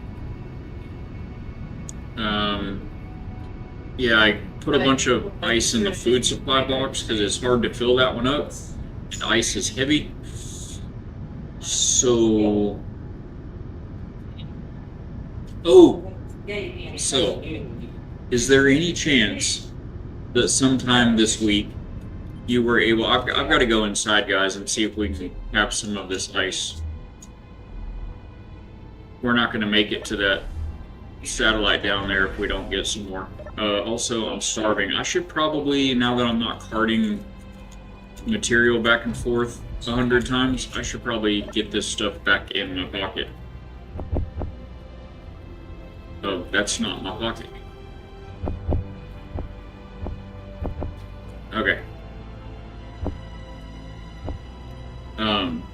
Is there any chance that this week emotions are what makes us human? I try to elicit them in every scenario at least once. It might be an alien world, but I'm still trying to tell the story of you and me and everyone. That's beautiful, man. I love it. And you nail it too. You do it very well. I mean, it really does it. It's exactly what you mean it to be. It makes you think about us being there, you know, of what, you know, what it would be like to go through these trials and to feel these victories and everything. You know, it's not, I mean, it may not be strictly role playing since you don't really have like a whole lot of connection to your character or whatnot, but it's you know, you're just you playing through this. So yeah, you nail them. But so is there any chance that during the week this week, did you happen to be able to look at the Space Engineers 2 workshop of Balak builds? Because I would love your input, your feedback, your even just a short opinion of the ships that we built and put on there. Where's the? They're probably hidden, right? The irrigation. Let's just see if we can get to it from here. I feel like we probably will not be able to get this. We can at least have the algae, can't we? Oh, that's my algae farm on my ship. Let's just look at this ship. Okay, cool. We can get the ice from here. It's a little bit of a roundabout way to do it. Can we... So this isn't connected to the connector then, right? Is it connected to any connector?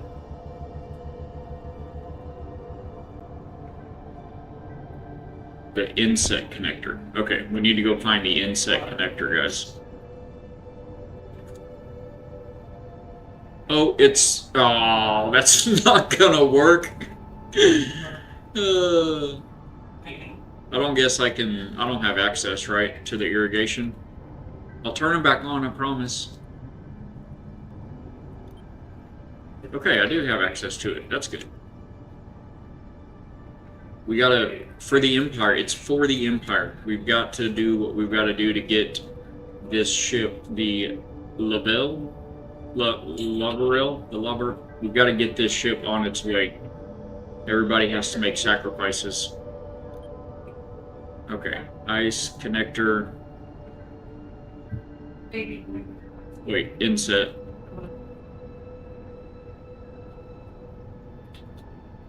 Is it here? It's not there. Is it here? There it is. Oh, I can just double click? Okay. That didn't hold a whole lot of bunch. I mean, it's still 21,000. That's a lot more than I could carry. Connectro. Does this go anywhere else? That's the full one. Small insect connector. I don't have any small connectors on the ship. Okay, we'll make this work. We're gonna make it work. Thank you, I'll bring it back.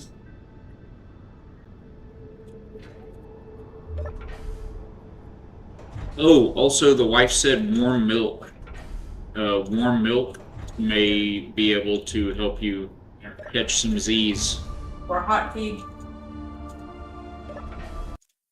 I'm getting a mix of Wing Commander and Expanse vibes from your SU2 ships. You looked at them. That is so awesome. Effortlessly industrial, aware of the gravityless environment, specialized. Awesome. Thank you, thank you. I try to make them look good, but functional. You know, above all. I've just in the playing of this game. Oh, I should have marked that connector. We also have a lot of food supplies to give now. We might be able to get the reward, guys, for the food supply box. What am I trying to do?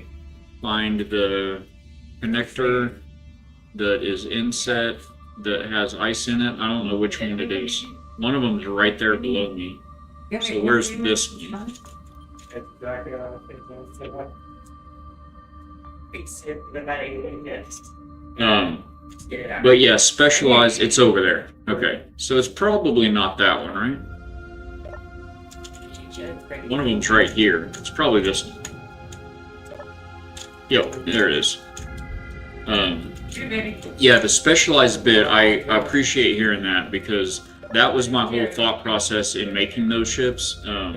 But they had a specific function. Each one of them had a specific purpose, and I tried to convey that in the description on the workshop as well. Was it this one?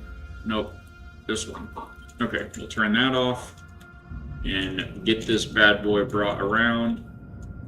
So thank you so much for checking those out, Sarekh, and for the feedback. I appreciate it. I mean, I'm not going to like print out chat and frame it on the wall or anything, but I really appreciate it. It's really good to hear you say that. Yes, he will, the leg line. Oh, also, thank you. I was just about to say, also, I didn't get either one of those references, but you're telling me now. By the way, Wing Commander and Expanse are two sci-fi elements that are dear to me, so high praise. Awesome! I don't know what either, are those movies? Or, they've got to be shows, right? Like TV shows? I'm not familiar with either one of them. In my defense, though, I signed out of Hollywood and cable TV roughly 10 years ago, 8 years ago, something like that. So if it's anything since then, I mean, unless it was like an enormous cultural phenomena that you just hear people talk about at work and stuff, I just wouldn't know it. And even then, I might have heard of it, but I wouldn't have seen it. Am I clear? Yeah, we're clear.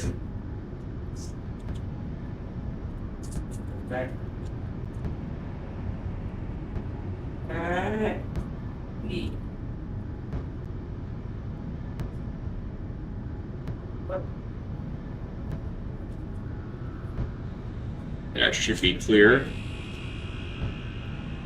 Where's that connector? Right there. Right next to the smoke. Makes it easy to spot. That was probably not an accident.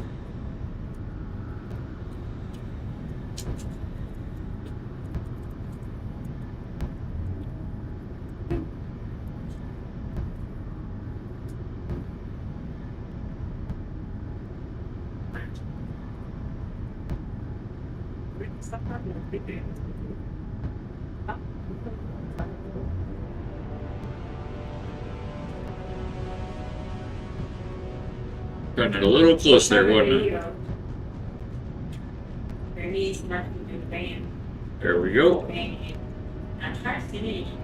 Wing Commander is a gaming series from the early 90s. Awesome. Some of my first games, I grew up with them. They are the design base for Star Citizen. Okay, Star Citizen I've heard because it's more recent. I've seen, some streamers playing that a little bit. Expanse is a brilliant book series. That I like. Hard sci-fi, political, and smart. It was made into a great series. Oh, and they made it into a series. Sweet. Very cool. I may check into that book series actually. I like a good book a lot, and smart and political. It reminds me of, do you know, oh gosh, what's it, Terry Pratchett? Do you know any Terry? He's an author. He makes he's written a bunch of stuff, but many of the books take place in the same kind of shared universe, and they're not called this, but like, you know, the community calls it the Discworld books. Long live the Discworld! You do know Pratchett. Oh, he's so good. That's what it made me think of, the way you described The Expanse. It sounded like something maybe from Terry Pratchett, but yeah, some of my favorite reads, some of my favorite books are Terry Pratchett. Discworlds are great, but yeah, I've never read anything from him that wasn't great. All right, so what are we doing here? We're looking for generators on this side and ice on this side, and we're gonna have to expand our vision outside of this ship. That is full already. Why am I showing so many things other than generators? Okay, so now we need, and this connects to that, right? Yes. Excellent. We'll bring it back, everybody. Is that stacking or is that? Oh, it is stacking, it's just full. Okay. Alright, so generators are full. Now we need, we just need ice in a cargo. I thought I had, no, of course I didn't. The generators would have eaten it. So, do we have an empty cargo container? I think we have one that's pretty empty. Oh, we need this food. I'm gonna grab that real quick while I'm thinking about it. Oh, I'm sitting in the pilot seat. That's not how any of this works. Aha, empty cargo container. Bam. Wait. Oh, that's my O2 generator I just pulled that out of. That's what I meant to do. Okay, we'll put that back. Alright, so now we've got 22K ice on top of 2 completely full O2H2 generators. Looking good. Feels good. I didn't want to do that.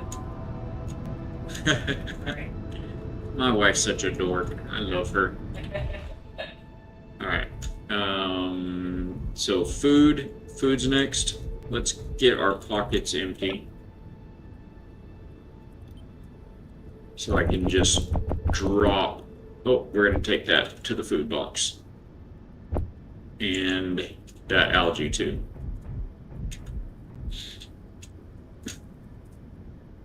Terry Pratchett is beyond competition. Such a funny, wholesome, intelligent. That's such a good description. A fraction of that talent should make anyone happy. What? Yes. Rest in peace, indeed. That was very well put. Well spoken. Yeah, I couldn't agree more, sir. I think, so if you had to pick a favorite, I mean, it'd be hard, but, sorry, Chad, I'm trying to focus on what I'm saying and what I'm doing. Mind is not that great a thing. Okay, so food. I mean, like, we probably just need to put all of this in there. No, we need to go do that mission that requires the food first. Alright, so let's focus on personal supplies first. I think Thud would probably... I think Thud would possibly be my favorite. Okay, so now we're looking for tools. They're right here. I have to drag these so they don't stack. My tools. I should keep one gun, right? Oh, I do. I kept a gun in a different thing. Did I just pick up a... No, it's right there? Okay. Alright, so that's that. This is my jumbled box that I said I'd sort later that we never sorted. Alright, personal supplies. I think that's all I've got. I really thought these would go into that bin. Because it said, I think the PDA said suit modules. I mean, that's not a thing in Space Engineers, right? Like, these would be the suit modules. Want to make sure we get all these upgraded ones. Although, I don't think we need the upgraded frames. Like, is this full? No? Where aren't these going?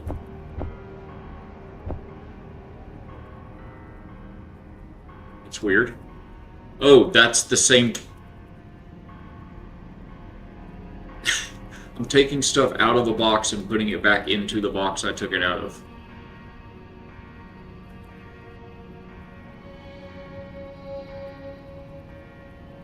Okay. Alright, wait, that's enough of that.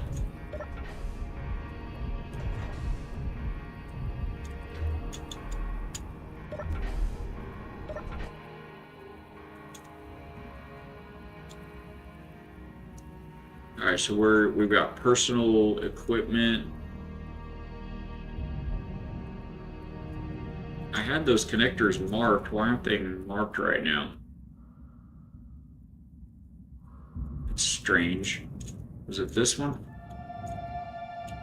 Yes, personal tools.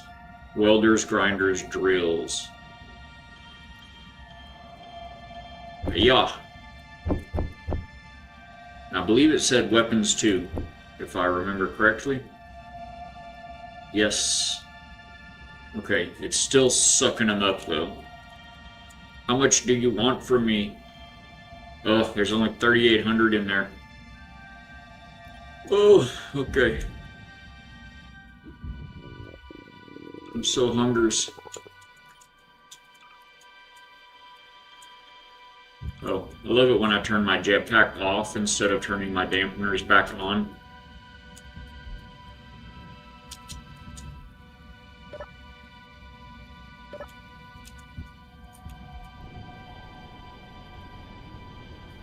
Food. Feed me, Seymour.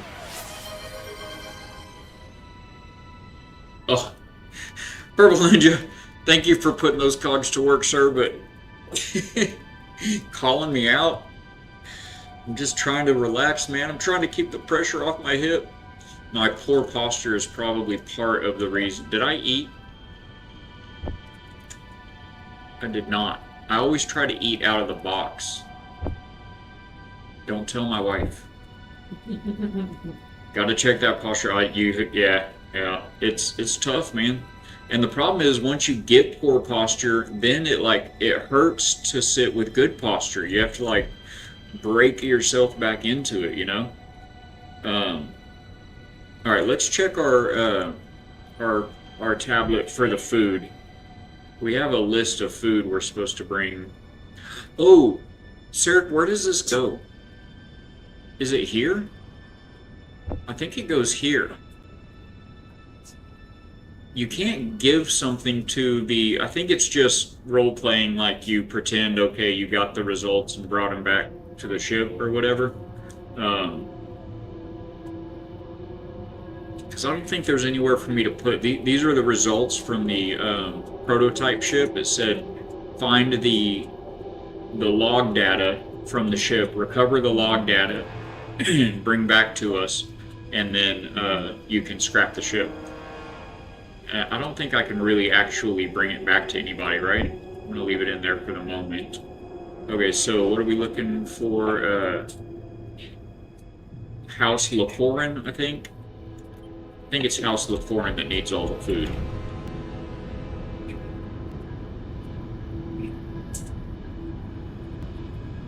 House LaForeign tasks, yes. 50 Delados. That sounds Latin. I think it's Delatus. 50 Delatus, or Delatus, and 30 Verdulus. My personal 3 favorites, I forgot about Night Watch. Yeah, I think I like Night Watch better than Thud, actually. Monstrous Regiment. That one I missed that one. It went under my radar. And The Truth, also good. Interesting times because I got together with my now wife during reading that, so it has a special place in my heart. That is so sweet.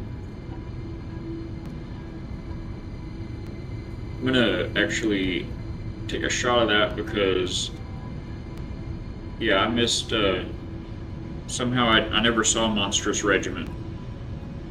Is it kind of newer-ish? True, the results are only in RP mode. Okay, good. Tried to force the game to take specific data pads, but it doesn't recognize, custom data. That stinks. Yeah, I know I brought it back. It feels good. I didn't just scrap it and leave it floating out there in space. You know, we need to know what the results of all of those people's hard work were. Alright, so 50 Delatus and 30 Verdulus.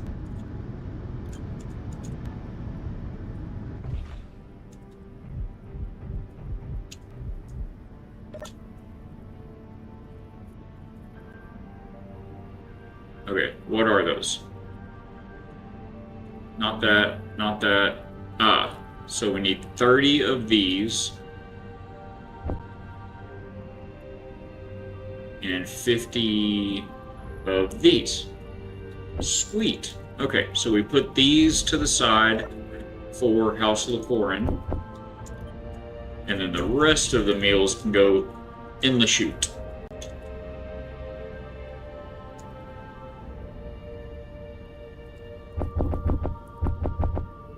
Whoa, not the seeds. We need those. The algae can go. This unknown meal pack, we're going to let somebody else figure out what that is. And, alright, so what does that leave me with? The cooked meat, I feel like I'm going to hold on to the cooked meat, so we might actually be able to make some meals in the kitchen. So yeah, what does that leave me with? Do I have food enough to not die? I have 3 good foods. Maybe we should keep a little bit of this. And that's just got their stuff in it. Okay, so we're gonna keep a little bit of this so as to not be dead. Brannick's been good enough. Just take 7 of those, keep 10. And the algae, take a couple more of those. Okay. Alright, that's good.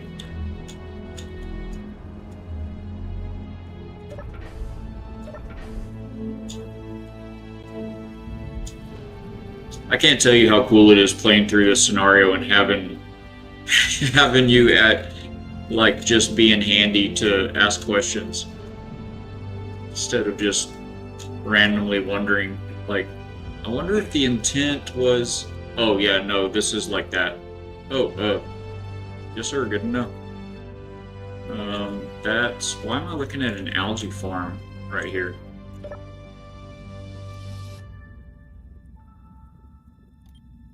Oh, okay, there it is. Can I have this? No, okay. So this is all going in the chute.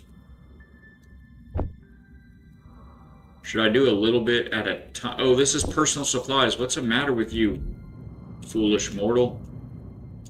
This is the one I already got completed. So that means the other one is over here. No? I thought there was one on the other side.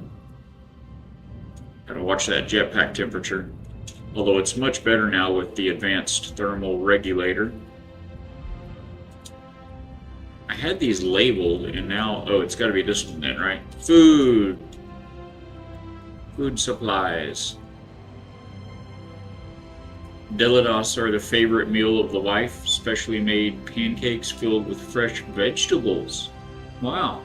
Did I mention that I'm preparing some cooking content? Yes, you did. It will be tasty, at least I hope. I bet it will be, and you did mention that. I'm looking forward to that. I don't, I mean, is that, I mean, you're talking about videos? You're gonna make some cooking, some videos of cooking Akinin food?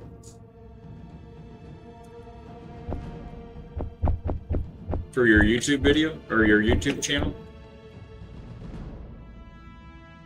I mean, do they need that much? How much do they need?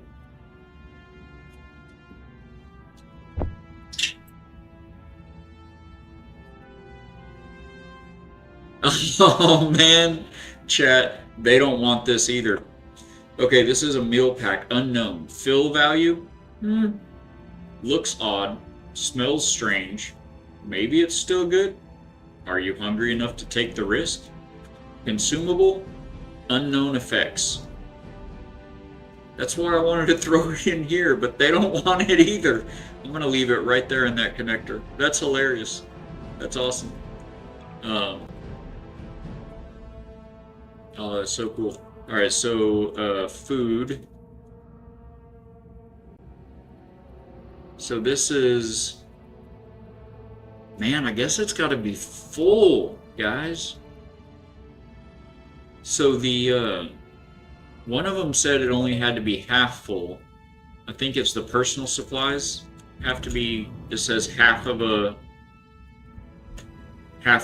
small cargo container should do the trick, it said.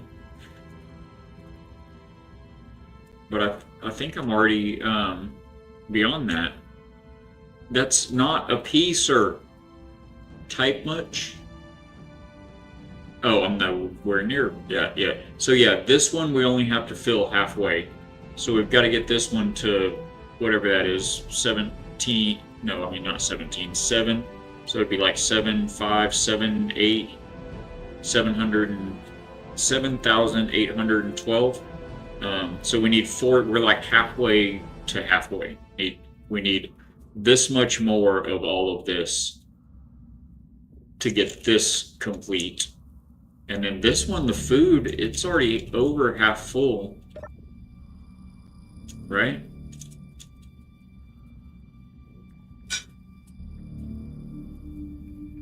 Yeah, it's already over half full. So I guess the food, we have to fill it all the way up. Okay, and then we get that, which I don't know what we need it for yet, but this is a heavy lift module. If we'll flip around and look at it this way, y'all may recognize the end here. This is a module for our class of ship, the industrial exploration ship that we have. So this will merge in between at anywhere along there, and it'll give us this large mag plate, which will be able to lift anything smaller than Khora, basically. These are incredibly powerful, but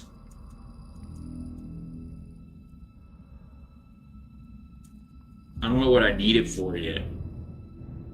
I'm guessing. Wait, we don't get. Do we get these? Is there a event controller and timer set up to disconnect this merge block from this entire assembler facility? This is an assembler, isn't it? Refinery.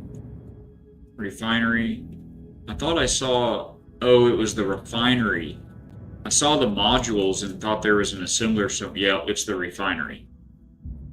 Those modules are on the back of the refineries. So do we get to take this and use it as part of our base that we're building? Because then we probably need the heavy lift module. I had to park these extra little scout ships or shuttles, these little shuttles. They were parked like right here at this angle, like this, and I just kept almost running into them, and I don't know. It made me feel better to make them nice and neat. So That's where those things live now. Alright guys, so we're gonna need like a lot more food. I based the Ekinen food on things you can find in the supermarket, so I can cook it and talk about it in real life. It is not fancy to get, just new combinations, tested involuntarily by friends and family over the last years, and I'm preparing short for it as an experiment. Awesome. Free stuff, nice, yeah! Sir Pigglesworth. Captain. I love your name. Welcome into the factory, my friend. I am Balak. Good to have you. We're trying to figure out what we're gonna do. What we're gonna do next. I guess we need to go tame the giant. I'm a little scaredy. Make sure to turn connected ship dampeners off when transferring multiple ships. Oh yeah, like if you connect a ship to, like you connect your little, well, like this, like if you do this, if you connect your little shuttle ship to your main ship, turn the dampeners off on this ship, that's true. The thrusters will fight you. Yes, yeah, absolutely. Yep, that is good advice and too true. In fact, depending on the weight distribution of everything, it can straight up wreck you if you forget to do that. So yeah, usually my habit is to and actually I've been sitting here, oh no, we're getting fried.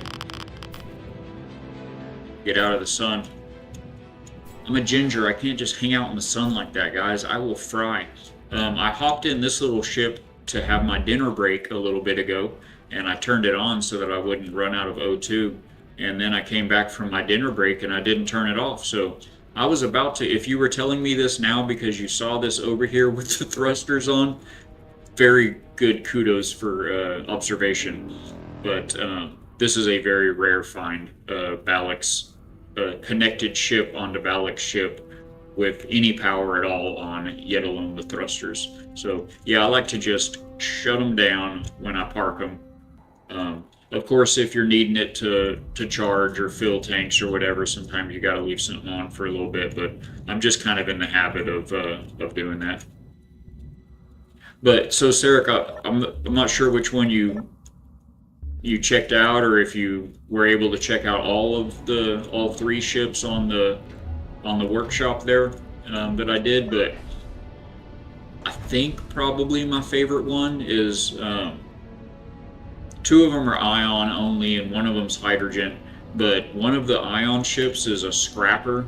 It's a carrier, but it's a scrapping carrier, a salvage. That's the word I'm looking for. It's a salvage carrier. We need data pads, guys. I need to get my pockets back. It's a...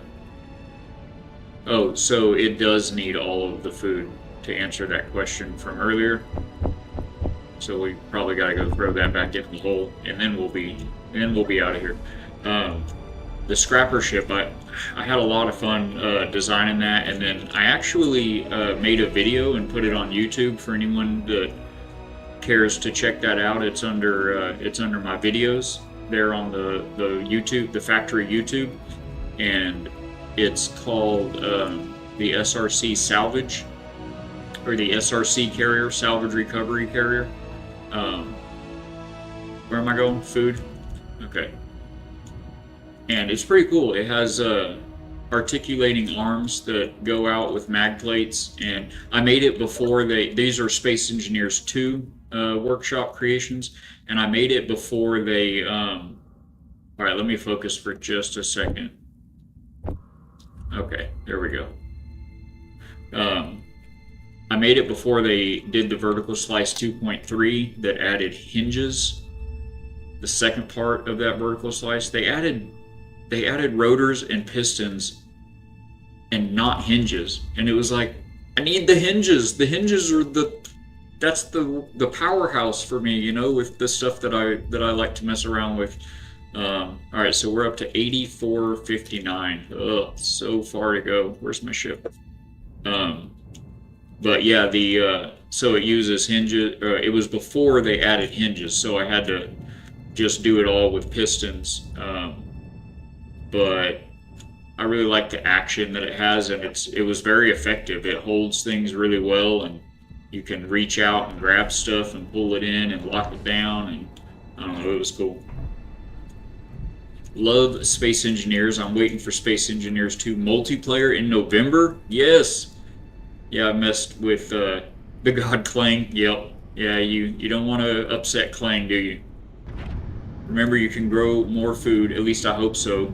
And yes, I checked out all the designs. You may do just fine without the hinges. Thank you. Yeah, I think that's probably my favorite one.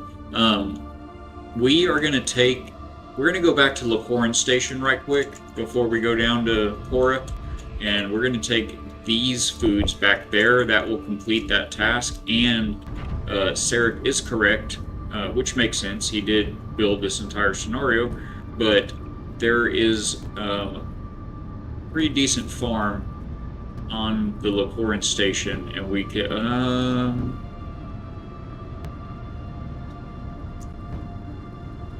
it's smaller than this farm, isn't it? How far is it? It's very far. Everything's so far. 75 clicks. Okay, so that's about 8 minutes. Alright, we're gonna go look, but I think, did I turn my other ship off? Okay. I think the farm is actually bigger right here on the station that we're leaving right now, so we might should have done our farming right there, but live and learn. Nice. I've been dumping my time in other games, waiting for 2 to develop more. Yeah, so many cool mods made already though. I haven't really done anything with the mods in Space Engineers 2. I've done lots of playing with mods in this game. There's a lot of them that, I mean, the blocks that the community creates, the vast majority of the mods I have are block mods. They're just mods that add either blocks that are missing from the game, like certain transition slopes and things like that that the devs just didn't put in the game, or just totally unique new blocks, or unique variations of blocks, like different doors, for instance, and different airlocks, things like that. That's the majority of the mods that I play with, but then I play with some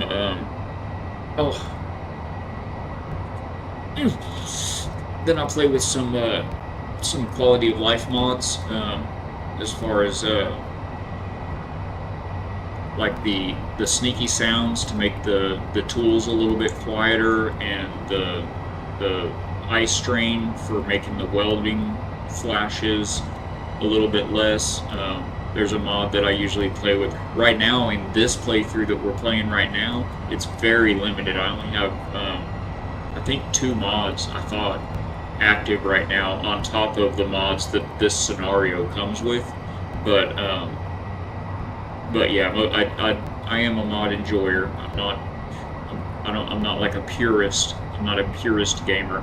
And I mean, I feel like Space Engineers is the playground for that. It's, you know, if you're a purist, you're not playing this game. You know, it's I mean, the whole thing about it is, we are the engineers, you know, we're supposed to see problems and build systems or methods to overcome these problems and build our way out of things and create new things. So it's, I mean, of course the developers support the Steam Workshop, so it's all encouraged, you know. It's not like some games where they're like, oh, he's playing that mod and he couldn't do it in the vanilla or whatever, you know. It's like there's none of that in this community, you know.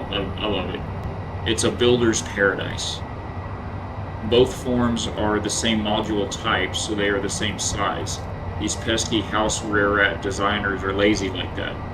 Oh, farms. Same module type. Okay, perfect. House rare rat designers. Get a creative bone. Rockin' 650 hours in Space Engineers 1. Love the rotary airlock. Oh, the rotary airlock is amazing. Man, I don't know, it'd be hard to say, but I think so. If I had to pick one single block that's the only, you can only have one modded block, and then other than that you have to play everything vanilla. I think it's the rotary airlock. I think that's probably what I would pick. It's a game, and I mean it just completely changes how you're able to design your ships, you know, and your bases for that matter, but ships namely. It's a game changer. It changes how you have to lay things out, how you have to design things. But there's also some great mods that do really good work with conveyors. They make like conveyor access tunnels that are still conveyors, but you can like crouch and walk through them to, you know, get in and do repairs on like your thrusters in the conveyors that are, you know, feeding the thrusters. And that's not like game breaking to me, because if you were actually on a ship piping gas to a thruster, it wouldn't be in a 4 foot cubed chute, you know, like that's way too much volume for gas. It would be in pipes, like likely a series of multiple smaller diameter pipes, which you could easily fit around the walls, the hollow walls of a corridor, which is how those conveyor access chutes work. So those are good too. There's some really great doors, like the lab doors, variations and stuff. But yeah, I think if I had to pick one, it would be the rotary airlock. I'm a max speed enjoyer. You know, that's one that I never got that one. So I might like it. I don't know, but my personality, or just the way I game and stuff, it works out really well for this scenario specifically, because as you can see, every stop is very far from every other stop, and in this scenario, it's set in a timeline before it's set early in the life of an empire called the Acne Empire, and Twitch is on ads. And at this point in the Empire, they've yet to invent artificial gravity generators or jump drives. So there's no jump drives. And that's a big reason why I never did the max speed mods, because if I'm in a huge big hurry, you can jump drive.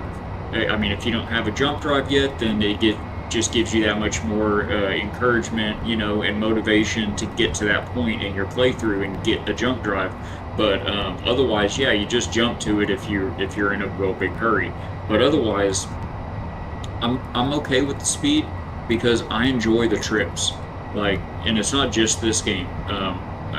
I've got saltwater in my blood. Most of the gearbots here know this about me, that I've spent a lot of time at sea. I used to be a diver. I've spent time under the sea and on the sea. I live right next to the beach. I just love saltwater. I love even lakes and rivers, you know, kayaking down the rivers. I just love water. And so there's lots of games I play that are water-based, and they put you out on ships.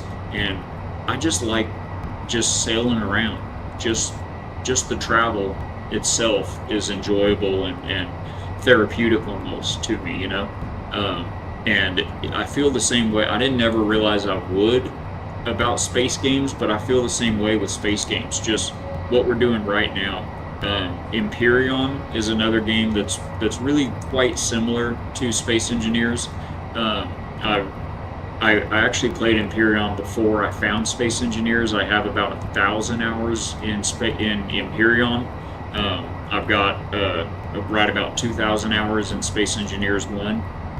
And Empyrion's the same way, even No Man's Sky. I just like cruising, you know, I just like the trip. It's worth it for me. Let me catch up. I think I missed a thing or two. And build ships to, max speed enjoyer, and build ships to flip and burn. My favorite was a 60 by 60 3x solar array floating in space, and I merge onto to charge my mobile base. I like making Warhammer type ships. Cool. That's a challenge. There's a pipe conveyor mod I love using. So many good ones. Yeah, I've got that one too. I actually built it where's my, oh, I tapped out of my game for some reason. I actually built one of my ships in Space Engineers 2 with that pipe mod. And it says in the description you don't have to have it, you just need to conveyor up these particular tanks in this particular wing of the ship or whatever. But yeah, the pipe mod's cool. I like it a lot. All the different things it comes with too. Sarekh says it's barely 20 years away. Imuna Thelina Miravel of the House Iranian is in the process of developing the geodesic manifold lance. Yes, as you play the scenario. I'm currently cutting the next Vestigium video on this. So far, my most difficult one. Are you serious? Guys, everybody on YouTube, Rumble, whether you're here on Twitch, wherever you guys are watching, if you haven't already gone and checked out the Akhanen Empire on YouTube, Mr. Sarekh here on Twitch, hanging out with us tonight, runs a YouTube channel called the Akhanen Empire. Akhanen Empire. He'll spell it out for us here, but go check out these videos. He makes, not only does he build these things in these games, but the way he puts together the stories, not only again in the scenarios that he puts out for us to play, but in these videos that he makes, little preview videos, it's just captivating, you know. It very much looks like you're watching. It makes me proud to be a Space Engineers player, seeing his work, because if you didn't know this was this game, you would think that this is some new series coming out or so. It makes it look like a movie, and I mean it's so good. The videos are so good. They're short. They're only like 3 to 5 minutes, most of them. So definitely go check out the Akhanen Empire YouTube channel and check out the videos. What he's referring to there is, and if you're on Rumble, well, yeah, you guys can all see the shared chat up there. So yeah, he's talking over here on Twitch about the universe that we're in this scenario. It has this empire, the Akhanen Empire, or Akhanen Empire, and they're in their young growth stage. They're just branching out from exploring their own home solar system, just on the verge to become interstellar and invent jump drives and start traveling to other stars and things like that. I think they still have to search the rest of the outer edges of their solar system first, but anyway, there's a series of videos that he's been putting out for the last 2 months, I want to say, maybe 3 months, called the Vestigium series, that is just that. It's about the early years of the Akhanen Empire, going from being just on their home world to the first time they ever launched out into space to explore the stars, and everything from then on out. And the time frame that we're set in this scenario here that we're playing is just before, like he said, about 20 years before they're about to invent the jump drives. And I think I heard something in that video, that last Vestigium video, it was a nod to the Gravity Generator 2, I think. Empyrean is hardcore, brother. Yeah. Empyrean's spelled weird. It's weird the way they spell it. You're not too far off though, but yeah, it's EMPYRION, Empyrean.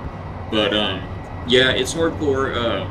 It's very similar to Space Engineers. The reason I switched to Space Engineers first, there's a link right there to the Akhanen Empire, right there, guys. Go check out that YouTube channel and watch a couple of those videos. Definitely, as always, be sure to hit a like and make a comment is what really helps the algorithm, I think. Just a well done, or what's next, or some kind of comment. Oh, we should have hit our brakes long before now. I'm really glad I didn't just destroy that space station. If you're new to Space Engineers, never point your reticle right at where you're going. Yeah, let's use some hydrogen. Get this bad boy turned around here. Never point right at where you're flying. It's very easy to get distracted there are more squirrels in space than you would think, and if you're not on top of stuff, you will destroy what you're trying to go visit. Anyway, the oh, I forgot where I was even going with that. Oh man, that made my heart jump. I mean, I know we were talking about the videos and oh, Empyreon, the reason I switched. When I found Space Engineers, what really sold me on, and at first I did not like it because I got spoiled. In Empyreon, they have like a proximity-based cargo system kind of a thing going. And oh my gosh, Sarekh! Thank you so much for those gifted subs, my friend, supporting the factory in such a huge way. I mean, oh my gosh, he already does so much for the community at large. Thank you so much for that gifted sub, my friend. Thank you! And from the wife as well, of course. You are the man, sir. Too kind. Talented and kind. A legend. So good. Always about 500 meters off the mark, or make sure to set markers 2K out for max speed practice. Right on. Yes, W's in the chat for Sarah. That's amazing. Well done. Thank you, my friend. That warms my heart. But anyway, so in Imperium they have a proximity-based inventory system, where cargo system, where you can access cargoes that you're near, basically. And it got me very. I mean, there's modules to it. You have to build the things to make that possible and all that. But when you get it set up, you can transfer. Like right now, I could send stuff to that satellite to that station from my ship. If I had the things set on both ships that you need. And so I got spoiled for that, and Space Engineers obviously does not work like that. And so I at first, just immediately when I first started playing it, I was like, oh man, I thought I was gonna like this, you know? And because the graphics are better, like undeniably, the graphics in Space Engineers are way more pleasing than in Empyreon. They're not bad in Empyreon. It's not like, you know, Minecraft versus Icarus or anything, but they're noticeably cooler in Space Engineers. And what really sold me, what really made me stick with it and become a Space Engineer as opposed to a Galactic Empyreon, is the mechanical blocks. Period. Wheels, rotors, pistons, hinges, and the limitless, literally limitless things that you can do with those blocks. The ways you can make your ships and your creations, not even just ships, whatever it is that you're building, the way that you can make them move and do and react, it's addicting. It's so good. Okay, we're delivering food. Knock knock, Domino's.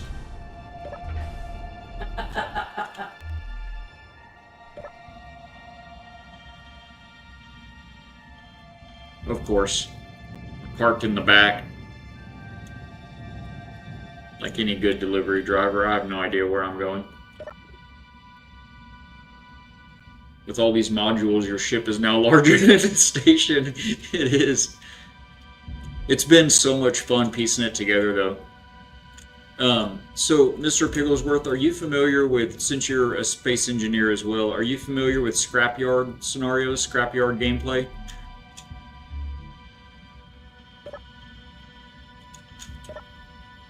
Wait, is there Oh, a connector for this? I don't think there was.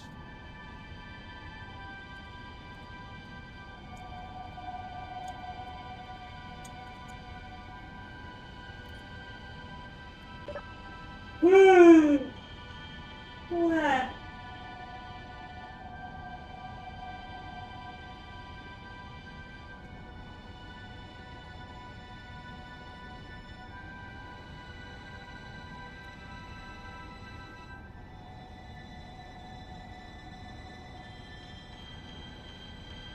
Bear with me. We're just scanning the things.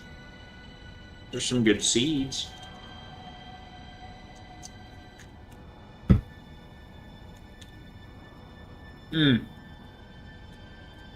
Right there. That's right. It said to put it in the kitchen. Okay. It's probably in the farm. Sorry guys, I'm not meaning to make anybody dizzy. Discombobulated. I think it says it right here. Deliver them to the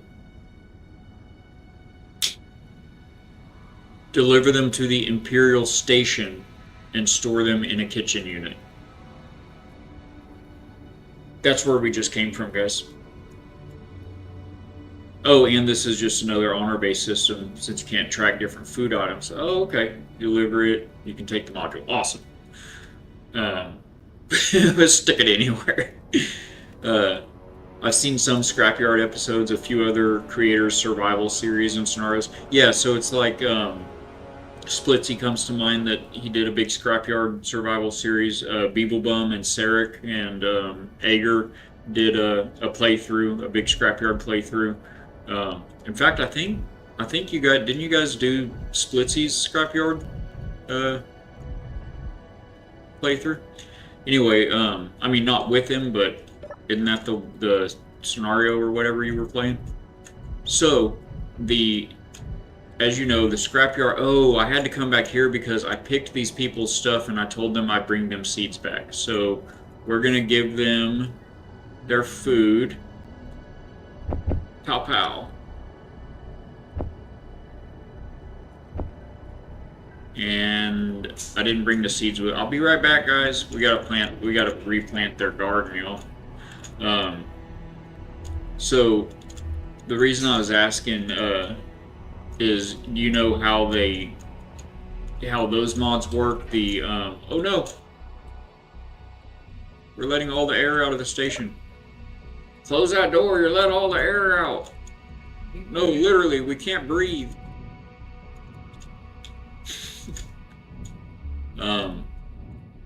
Parts of Europe don't have air conditioning. Do y'all have ACs in Germany?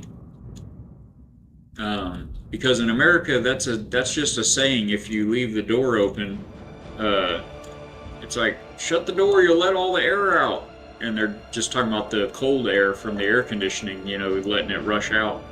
Is that even a saying in Europe?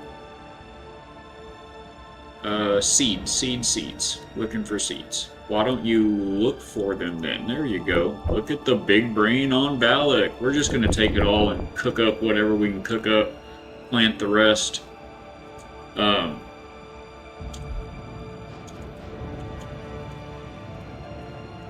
I'm putting time into Dark and Dark, Dungeon Crawler, 700 in that. Got 4,000 hours in Rust, 700 in Valheim. Did one server play session and make a recap video, but the group dissolved after the event. Oh man. Did you say you made a video? Is that on YouTube? Do you put stuff out on YouTube? Feel free to drop the name on there. Wouldn't mind going and checking that out. Valheim's fantastic. I didn't know that I would like it as much as I do. I spent, before last week, we got back to Variety. So this is the second week of getting the factory back to Variety gameplay. But before last week, I spent a month in Valheim. I'd never played it before, and it was my first foray into being a Viking. And we spent a month in it and played through the Ashlands, and with the help of a few fantastic Vikings that were veterans and amazing kind souls, we were able to get all the way through and defeat fodder.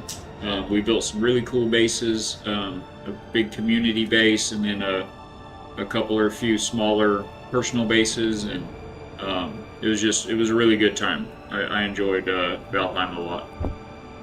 Alright, so we need to put all the cooked stuff in here, plant up some of this stuff. Alright, so we did a fruit. I gotta focus for a second here, guys. A vegetable. Wait, did that just say... Oh, I'm hungry. Okay. I thought that said that it needed water. Yeah, that's why we have to come plant here, because I stole all the ice from the farm in the... It's fine. Okay, so we did a fruit, a veggie, a grain, and a mushroom. I only had one mushroom. So we'll probably do 2 fruits over here then. That's a veggie, a grain.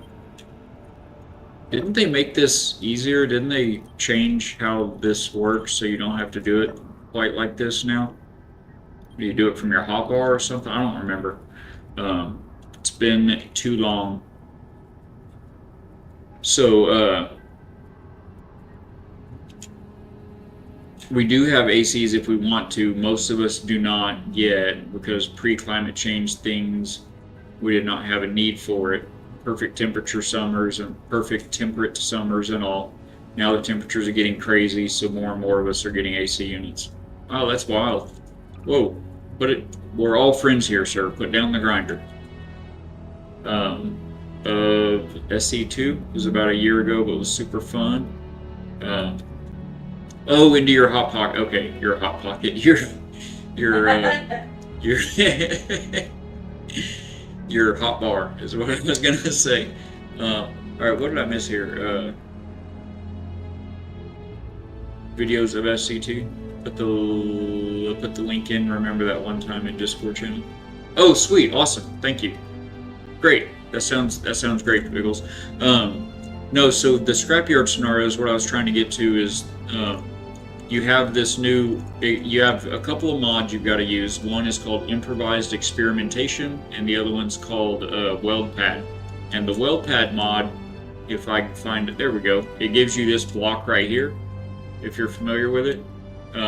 You just slap that onto any surface and weld it up, and then you slap another one onto a different surface and weld it up.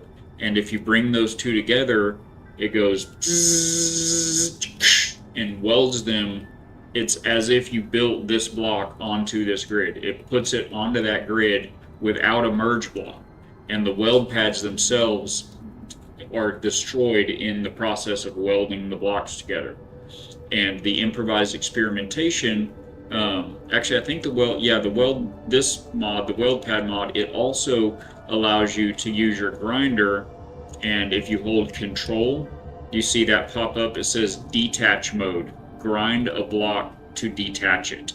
So when you start grinding, instead of breaking down the block, it actually like unwelds it. It's like you're grinding the welds off, and you take the whole block as a whole, it just loosens it from the grid.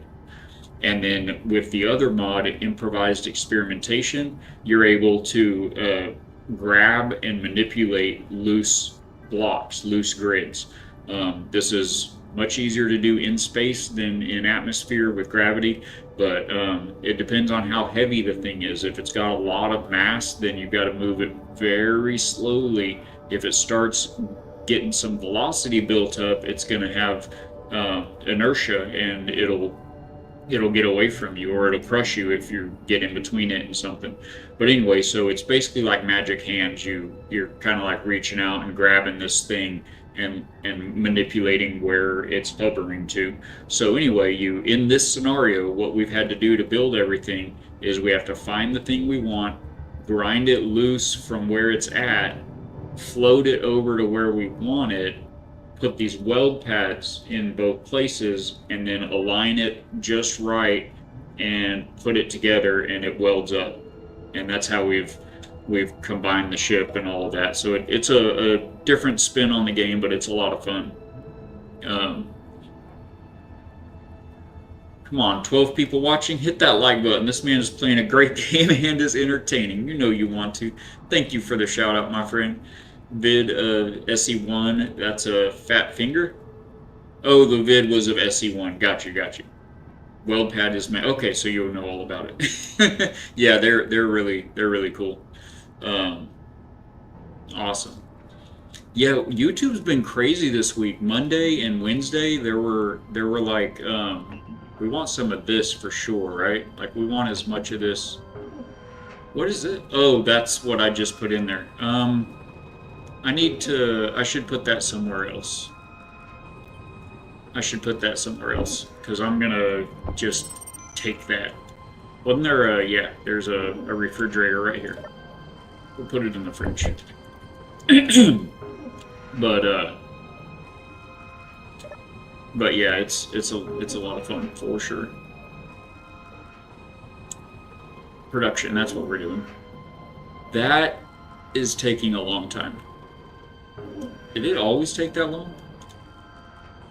Oh, there's the game options. I always, again, just quality of life type stuff. I always set my production speed like I think 2x. Just I like to grind through a game as it's developed, as it's intended. But once I've done that, if I enjoy playing the game, which usually it's for a building game, this is the factory. Ballot builds. We like building stuff, and so how many can I make? Let me look at this real quick. 4. I can make 4 of these. 4 more. I mean, oh no. There we go. Oh, it was almost done. So anyway, if I keep playing the game after I've already done the grind and everything, I have no qualms about taking some of that grind out. Speeding things up, doubling resource drops like in Valheim, and things like that. So yeah, I am used to doing a little bit of that. What else do we want to... This is the regular good food. This is Sarekh's food that he's created. Like this verdulas. It is a bowl made from white meat or venison. Now we're talking. Green vegetables and algae. You lost me at algae. A classic from the province of Ethrib and the shores of Laporin. Is it Lyser? I think it's Laporin. A salty flavor with a hint of bitterness. That'd be the algae, I guess. 150 food value over 30 seconds. Well, that's good. I might try it. I don't think we want to have the insect meat. That's not my favorite. So what else do we... I think we have enough of the algae salad. It just takes algae, right? Oh my gosh, it takes so much to make the algae salad for that radiation buff. That was like a lot. We basically just want these, right? So... Oh, I wasn't even looking at I was just looking at the meat. I was thinking that was going to be my choke point. We don't have enough algae or ice in here. BRB. We're doing a cooking stream now. Oh, it's 9:30 already. Gosh. Yummy. Algae. I mean, there's people that drink it, like, in a shake.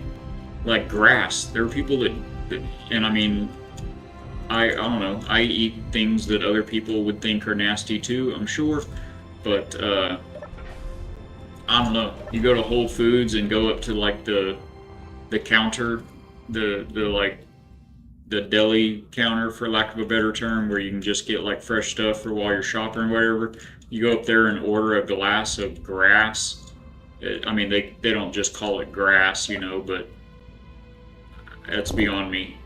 I couldn't do it. Can't do it. I'm not a cow. I barely even eat salad, y'all. It's got to have some kind of meat and a really good dressing and like some Parmesan cheese and some black pepper and for me to even eat. How much ice does it take? Not much, right? Like that'll be enough. Do I have any other algae in here anywhere? Oh, there's a lot of AL things. Okay.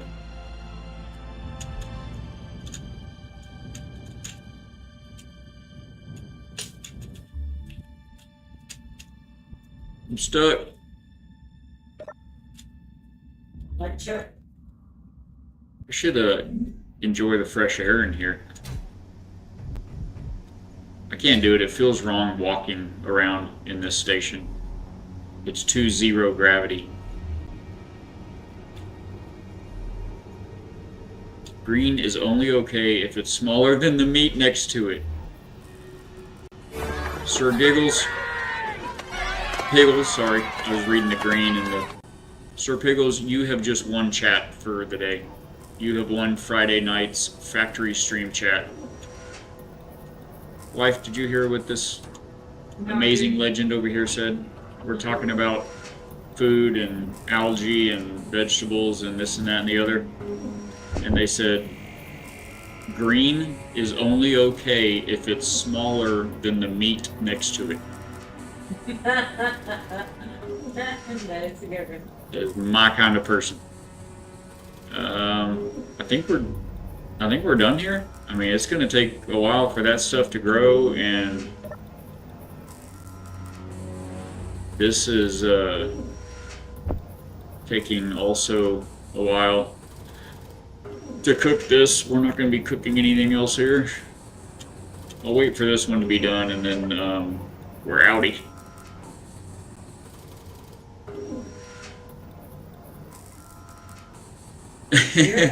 You are the winner. Well done.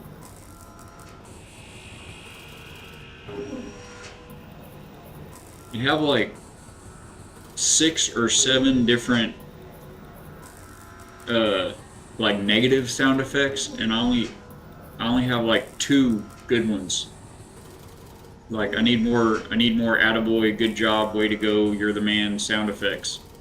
I've just got the bangarang from Rufio from the old Hook movie, bangarang, and the kids screaming yay. But for the embarrassing, sad, sorry moments, we've got a sad violin and a sad trombone, and we got this one. The Price is Wrong. Wow. And we've got the Hello Darkness, of course. Hello Darkness, my old friend. I say as I open the door to space with no helmet on.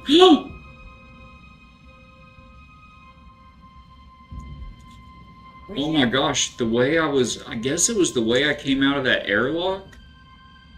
That was wild. The way I came out of that airlock, I guess. There's no gravity here. It looked like my ship was like coming down into the station just now. It was. Like I didn't park it down this close, right? What just happened? Is this station in orbit around the... No. No, it's not even... No, it doesn't even have the thrusters for that. That was wild. Oh, I guess it does, but I don't think it is. That was wild. My ship just like dropped. It did.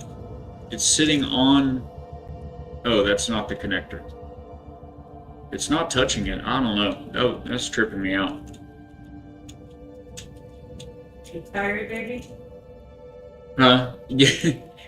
Wife said, "Are you tired, baby?" Yes, I'm hallucinating.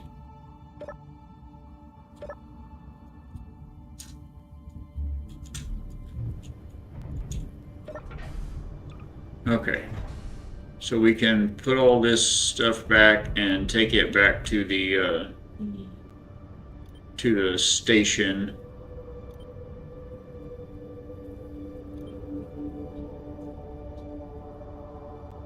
We don't have a box for it anymore, do we? Because we took it all. Oh yeah, there it is. We'll keep those. Keep those for myself. Mine? Yes. Okay, Khora Station. Was that? There were 2 tasks, weren't there?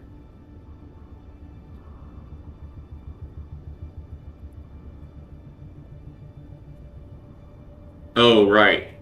The more stream class research station we have set up in the atmosphere of Khora is exposing food samples to the local EM spectrum.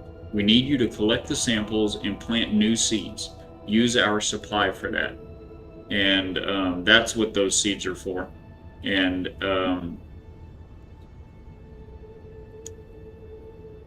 oh, you will receive the Pelufil class tank section as your compensation.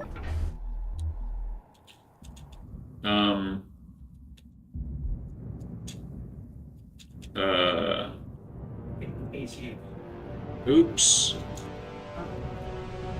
I think I got here before I realized, or I didn't read that right or something. I might be mistaken, but I think this is the Pelufil class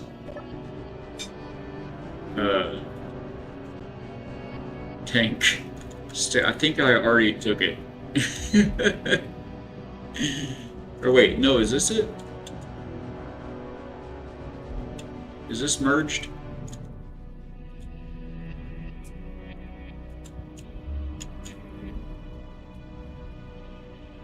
No, this is part of the station. Yeah, that's like part of the station. I think this is where I found the... I think this is where I found this and didn't realize it was a do a thing to get it kind of thing. I just took it when I found it. Anyway, we have not been to that place that it said, that station for the seeds and the food, because it is...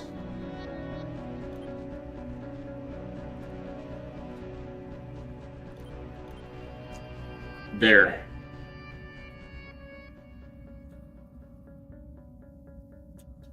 It's like... I've been down to like 40 kilometers from the surface of the giant Khora,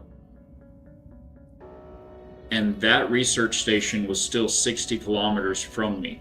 Now, it was in front of me a little bit, but not very far in front of me. I think that research station is on the surface, which I didn't know gas giant. I don't know that this is a gas giant. I keep saying that because it looks like Jupiter, but I didn't know they had a surface. If D20's still in here, he could probably let us know, but yeah,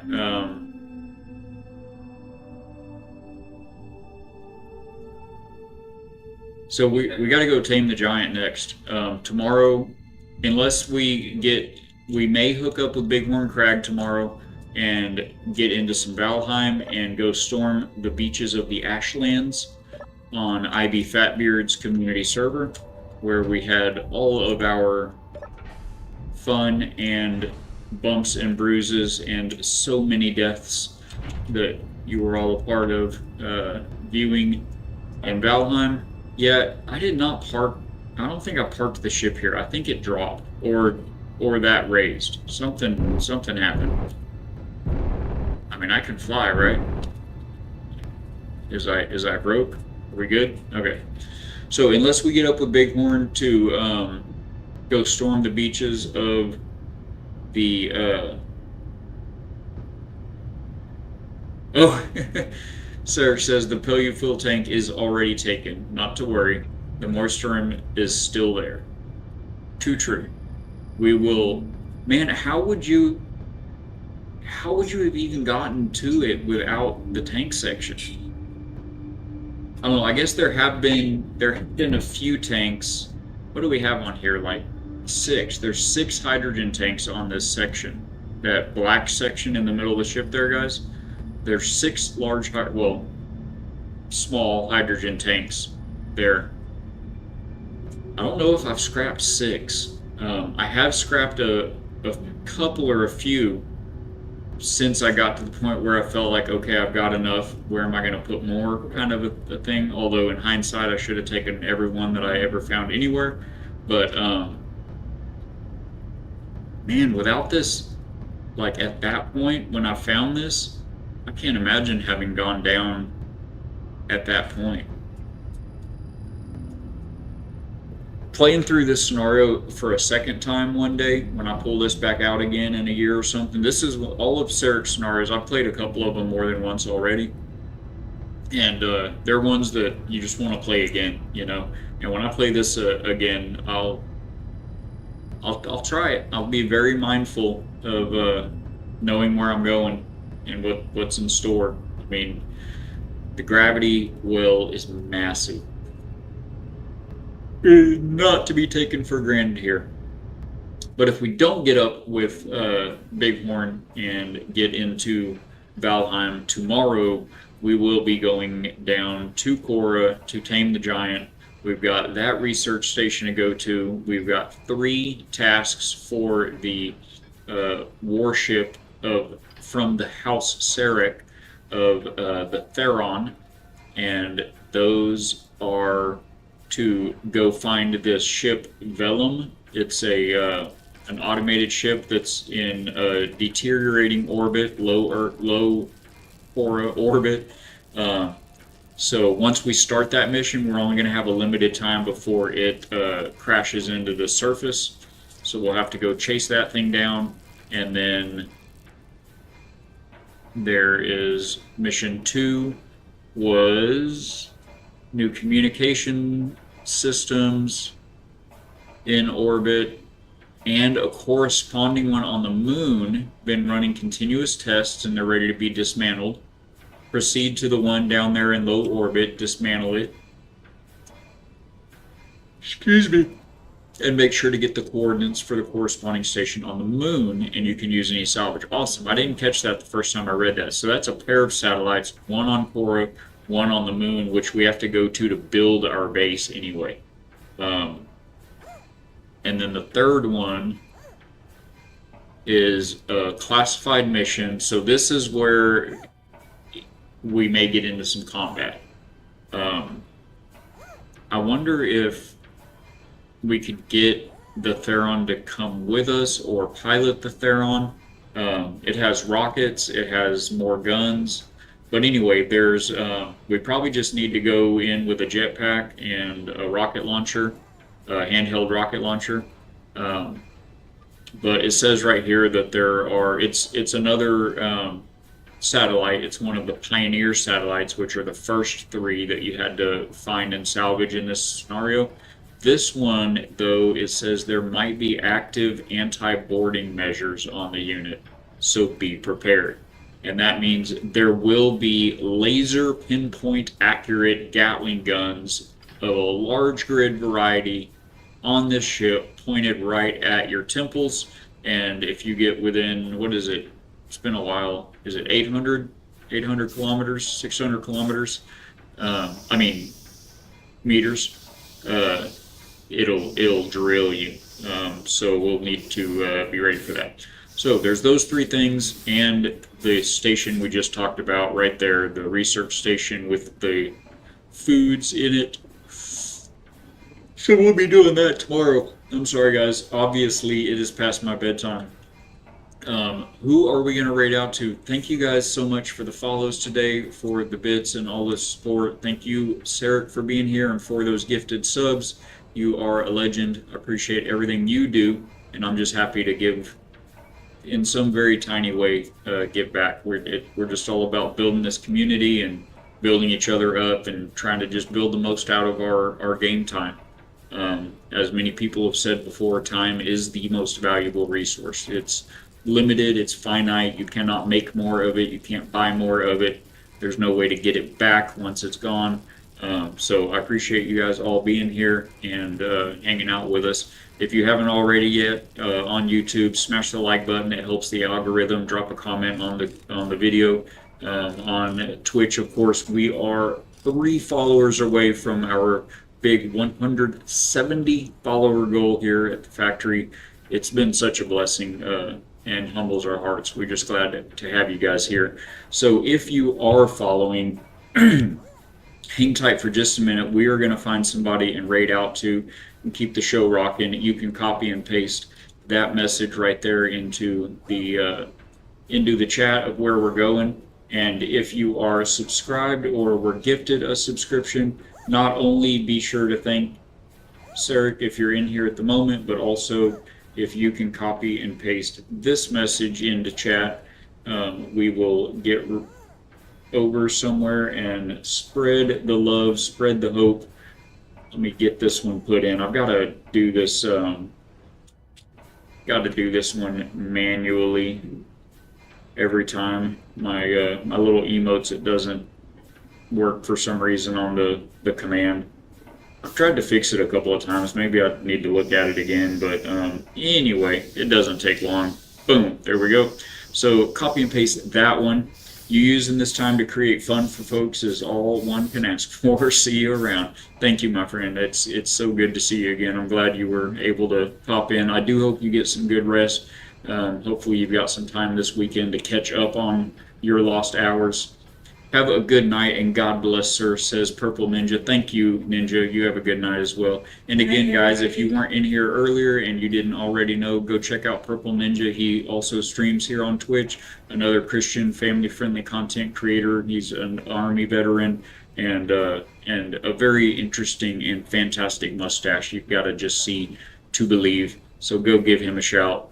Glad you were here. Glad you were all here. So y'all copy paste that stuff over. If you're watching with us on Rumble, oh, the wife is telling you bye as well. Sarekh, bye. Purple, bye. Everybody. She loves all of your faces too. She probably loves you more than I do. She's just that kind of lady. But if you're with us on Rumble, hang tight for just a minute extra. We are gonna raid out over there as well. We've got to get things cracking over here on Twitch first. See who's up. I am going to keep my eye on chat for a minute. If y'all have any recommendations or requests, please do speak up. Let me know who you'd like to see us jump over to. I'll try to keep my eye here on chat. Oh my gosh, Kaylin! Did you just sneak in here? Welcome aboard, Can't even see my screen anymore. You did! Oh no, I'm late! It is late. Yes, you're late. Thank you for coming in, my friend. Welcome back to the factory. Also, guys, if you don't know Kaylin, the real Kaylin is right here on Twitch. You can click his name, follow him. I don't know why it didn't. Did it get you a shout out? It didn't get you a shout out. I'll have to make sure and get that. Yeah, that was the first thing you said. I'll get that checked out, Kaylin. But you guys go click his link and check out Kaylin as well. He does some great streams right here on Twitch. Sorry, just got done playing Art and just pulled up Twitch. No worries, man. It's good to see you. Thank you for popping in. I'm sorry we couldn't have caught you a little bit earlier. That Purple Ninja, you're right. Way to show up right at the end. It is way better than not showing up at all. It's not like, I mean, Purple Ninja's acting like bad form, but you're good, man. It's cool. I'm glad to see you here tonight. Me too. You're gonna go build some stuff. What are you building, Purple? What are you playing? Are you doing the Power World with those guys? Okay. Let me put eyeballs over here. Get chat up on my phone. I'm gonna go build some garden bed. Oh, some building. Nice. I do also like building, believe it or not. Can't do a whole lot of it anymore, not like near as much as I used to, but I do enjoy it. Ooh, y'all, let's go over and say what's up to TC. TC Warrior is a fantastic Christian content creator. He's on Twitch, he's on Rumble. We're gonna raid out to him on both platforms. So copy and paste those messages from chat. Give him some love. Let me get that queued up here. He's playing League of Legends right now. I don't know all about it. There's a whole lot of action going on the screen, but he's a fantastic guy. He's all laughs, he's all love, and he's got a very active community as well. You guys will have some fun over there. Great way to pass out if you're in your sleepy times. But I just want to say thanks again, everybody, for hanging out with me this Friday night.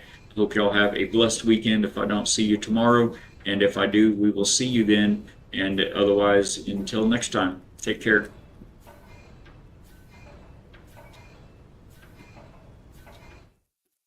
And all of my friends on Rumble, if we can give me just a second, we need to pull up a stream and get that going. Who are we raiding out to on Rumble here?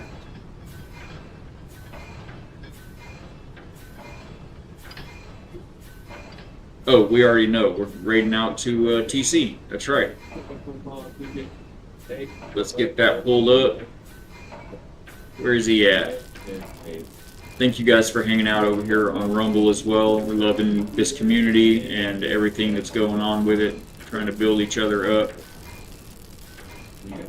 Let's see, where's my... There's it is. Raid on Rumble, raiding is a little more involved. We've got a thing or few to click. My goodness, where are all of the windows? There's so many. Okay. Thank you guys again for being here. Kaylin, if you're over here on Rumble as well, it was so good to see you too as well, my friend. Thank you for being here. There we go. See if that works. All right. You guys take care. Love y'all. Hope you have a great weekend. Hope to see you tomorrow, and we'll talk to you next time.